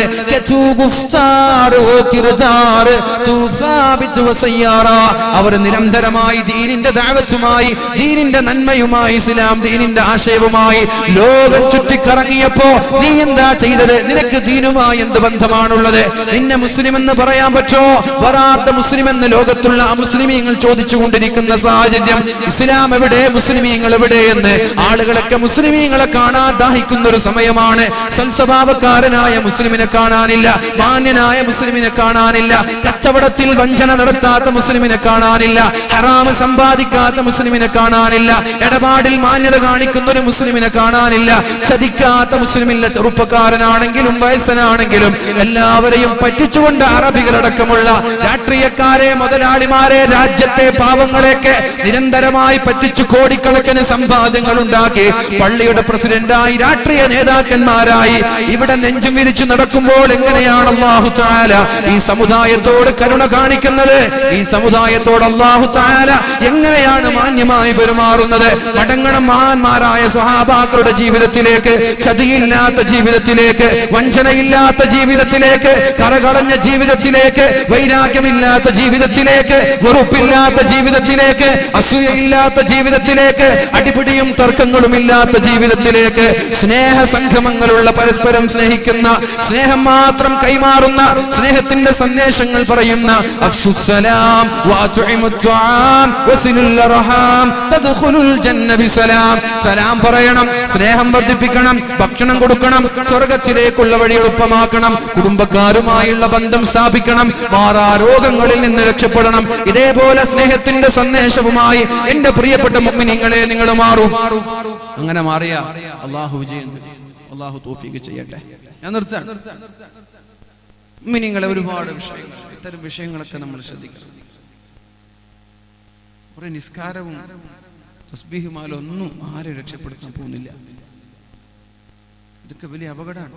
നമ്മൾ കുറെ വാദം പറഞ്ഞതൊക്കെ നിസ്കാരത്തെ കുറിച്ച് മാത്രമായി പോയി, കുറിച്ച് കൂടിപ്പോയി. നിസ്കാരവും നോമ്പും അത് മാത്രമേ വേദമുള്ളൂ. സ്വഭാവത്തെ കുറിച്ച് ആരും പറയുന്നില്ല, പെരുമാറ്റത്തെ കുറിച്ച് പറയുന്നില്ല. പറയാൻ അർഹതയില്ല, വേറെ വിഷയം. അർഹതയില്ലെങ്കിലും പറയാതിരുന്ന പ്രശ്നമല്ലേ? നമുക്കൊക്കെ അർഹത ഉണ്ടെന്നല്ല, പറയാതിരിക്കുന്നത് പ്രശ്നമല്ലേ? കള്ള് കുടിക്കുകയാണെങ്കിലും തൊട്ടപ്പുറത്ത് കുടിക്കുന്നവനോട് നീ കുടിക്കരുത് എന്ന് പറയാനുള്ളൊരു മാന്യതെങ്കിലും കാണിക്കണ്ട. രണ്ടുപേരും ഒന്നിച്ചു കുടിക്കാൻ, എടാ കുടിക്കല്ലടത് ഹറാമല്ലേ എന്ന് പറയാനുള്ളൊരു മാന്യത കാണിക്കണ്ടേ? ഇവിടെയാണ് പ്രശ്നം. നമ്മുടെ പരാജയം ഇവിടെയാണ്. പെരുമാറ്റവും സ്വഭാവവും എല്ലാം പോയി. ജനങ്ങളൊക്കെ പരസ്പരം വെറുക്കുന്നവരായി. അതുകൊണ്ട് മുഅ്മിനീങ്ങളെ, നമ്മളൊക്കെ ഈ മരണസമയം ഭയാനകമാണ്. അവിടെ നമ്മൾക്ക് രക്ഷപ്പെടണം. ലാ ഇലാഹ ഇല്ലല്ലാഹ് എന്ന് ചൊല്ലി മരിക്കാൻ നമ്മൾക്ക് കഴിയണം. പല ആളുകൾ ലോകത്തോടും വിട പറഞ്ഞു പോയ വളരെ വേദനാജനകമായ സാഹചര്യങ്ങളുണ്ട്. ലാ ഇലാഹ ഇല്ലല്ലാഹ് എന്ന് പറയുമ്പോൾ ഞാനങ്ങനെ പറയൂല എന്ന് പറഞ്ഞ് മരിച്ചുപോയ ആളുകൾ, അവരെന്തൊക്കെയോ സംസാരിക്കുന്നുണ്ട്, പക്ഷെ അവർ ലാ ഇലാഹ ഇല്ലല്ലാഹ് എന്ന് മാത്രം പറയുന്നില്ല.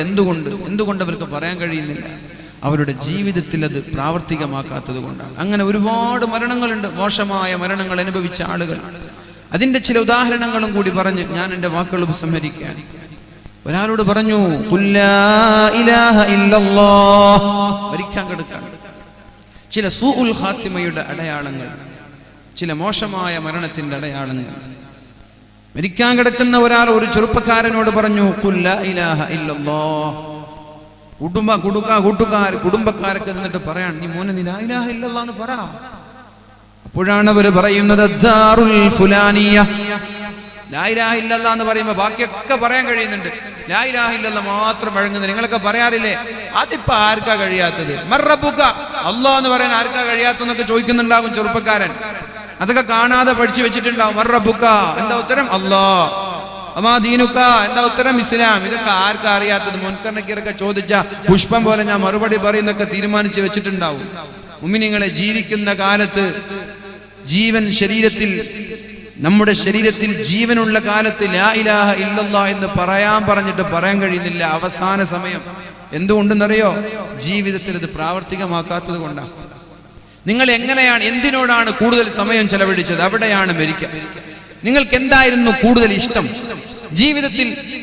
എന്താ നിങ്ങൾക്ക് ഏറ്റവും കൂടുതൽ ഇഷ്ടം? സിനിമയാണ്, കളിയാണ്, ഹറാമാണ്, പ്രേമമാണ്, വ്യഭിചാരമാണ്, കള്ളുകുടിയാണ്, ബ്ലൂ ഫിലിമാണ്. ഇങ്ങനെ പല ഹറാമുകളും പ്രേമിച്ചും പ്രണയിച്ചും നടക്കുന്നവർ, പെൺകുട്ടികൾക്ക് നമ്പറുകൾ കൈമാറുക, ചാറ്റ് ചെയ്യുക, വഞ്ചിക്കുക, മിസ് കോൾ അടിക്കുക, ഇങ്ങനെ ഇത്തരം വിഷയങ്ങളോടാണ് കൂടുതൽ താല്പര്യം.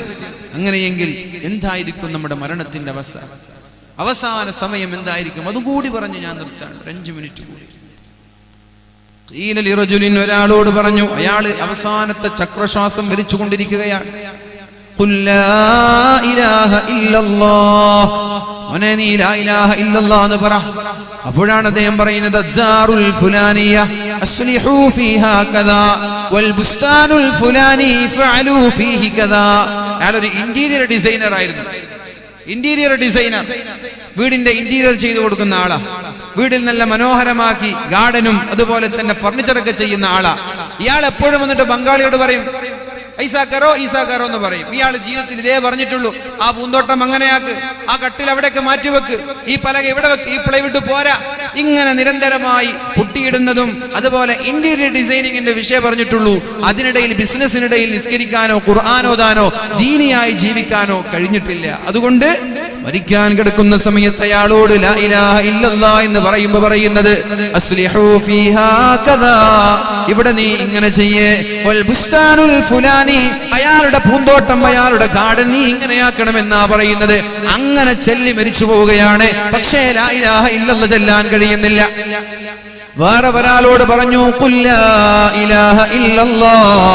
അയാൾ എന്താ പറഞ്ഞത്?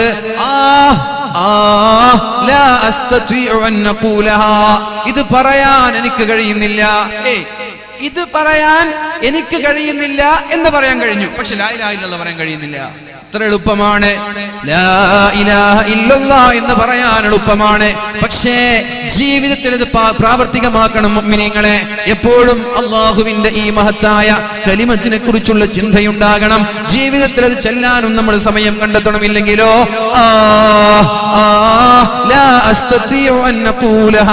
എനിക്ക് പറയാൻ കഴിയുന്നില്ല, എന്റെ നാവ് വഴങ്ങുന്നില്ല, പറയണമെന്നുള്ള ആഗ്രഹമുണ്ട് എന്ന് പറഞ്ഞ് ലോകത്തോട് വിട പറഞ്ഞു പോയ ചില ആളുകൾ. എന്നാൽ വേറെ ചില ആളുകൾ അവരോട് പറഞ്ഞു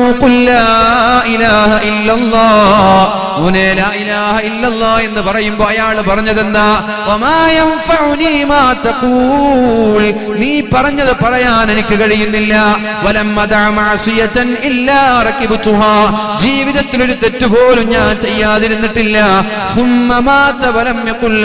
ഉടനെ തന്നെ മരിച്ചു, ലാ ഇലാഹ ഇല്ലല്ലാഹ് എന്ന് ചൊല്ലിയില്ല. അഥവാ ജീവിതത്തിൽ ഞാൻ ഒരു തെറ്റും ഒഴിവാക്കിയിട്ടില്ല എന്ന് പറയാൻ കഴിഞ്ഞ ഒരു ചെറുപ്പക്കാരനെ പക്ഷേ ലാ ഇലാഹ ഇല്ലല്ലാഹ് എന്ന് പറയാൻ കഴിയുന്നില്ല. നാവ് വഴങ്ങുന്നില്ല, നാവ് വഴിപ്പെടുന്നില്ല. അതുകൊണ്ട് പേടിക്കേണ്ട വിഷയമാണിത് മുഅ്മിനീങ്ങളെ. ഇത് അപകടമാണ്, ഇത് അപകടമാണ്. കള്ളുകുടിയനായ ഒരു മനുഷ്യനോട് ലാ ഇലാഹ ഇല്ലല്ലാഹ് എന്ന് പറഞ്ഞപ്പോ കഞ്ചാവിന്റെയും മയക്കുമരുന്നിന്റെയും ലഹരിയുടെയും അടിമയായ എന്റെ പ്രിയപ്പെട്ട ചെറുപ്പക്കാരെ, ആരെങ്കിലും ഇങ്ങനെ പെട്ടുപോയിട്ടുണ്ടെങ്കിൽ അതാണ് നിങ്ങളുടെ ജീവിതത്തിലെ ഏറ്റവും ഇഷ്ടപ്പെട്ട കാര്യമെങ്കിൽ കേട്ടോളൂ.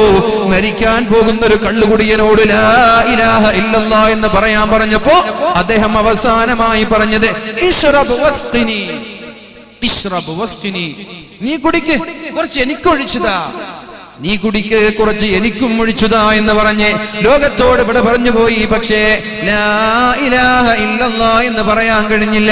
അവസാനം പ്രേമിച്ച് നടക്കുന്ന ഒരാളുടെ മരണത്തിന്റെ കഥയാണ് പറയുന്നത്. യാ റബ്ബ ഖായിലത്തിൻ യൗമൻ വഖദ് തഇബത് കൈഫ ത്വരീഖു ഇലാ ഹമ്മാമി മുൻജാബി. ഒരു സുന്ദരിയായ ഒരു പെണ്ണ് പൊതു ടോയ്ലറ്റ് എവിടെ എന്ന് ചോദിച്ചിട്ട് ഒരു ചെറുപ്പക്കാരന്റെ വീട്ടിലേക്ക് കടന്നു വരുന്നുണ്ട്. സുന്ദരിയായ സുമുഖിയായ പെണ്ണാണ്. ഒരു ചെറുപ്പക്കാരന്റെ വീട്ടിലേക്ക് കടന്നു വന്നിട്ട്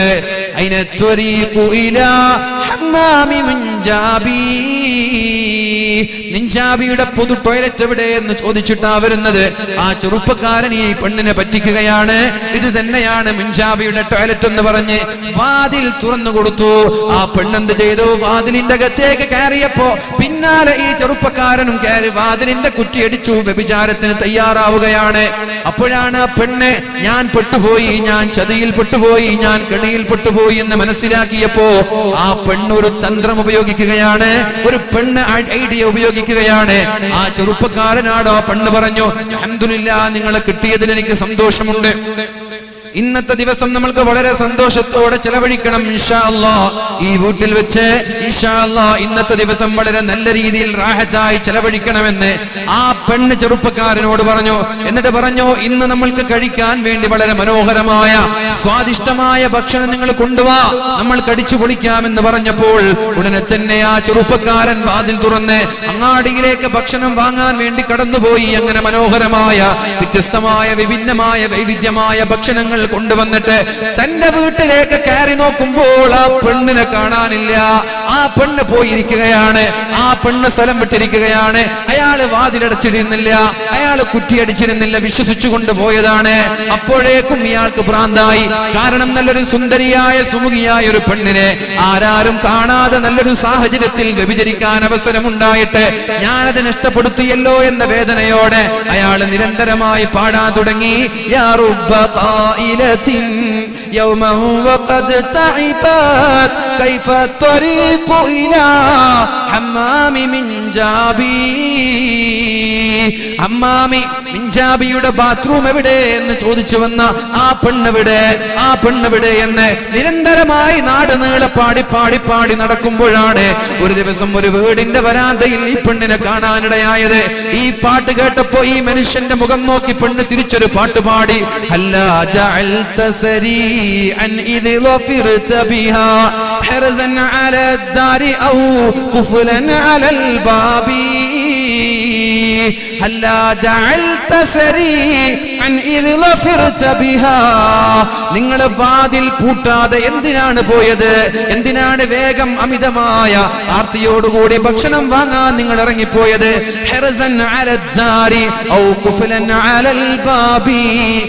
ഒന്നുകിൽ നിങ്ങളുടെ വാതിൽ ചാവിയിട്ട് പൂട്ടാമായിരുന്നില്ലേ, അല്ലെങ്കിൽ പുറത്തു നിന്ന് കതകടക്കാമായിരുന്നില്ലേ?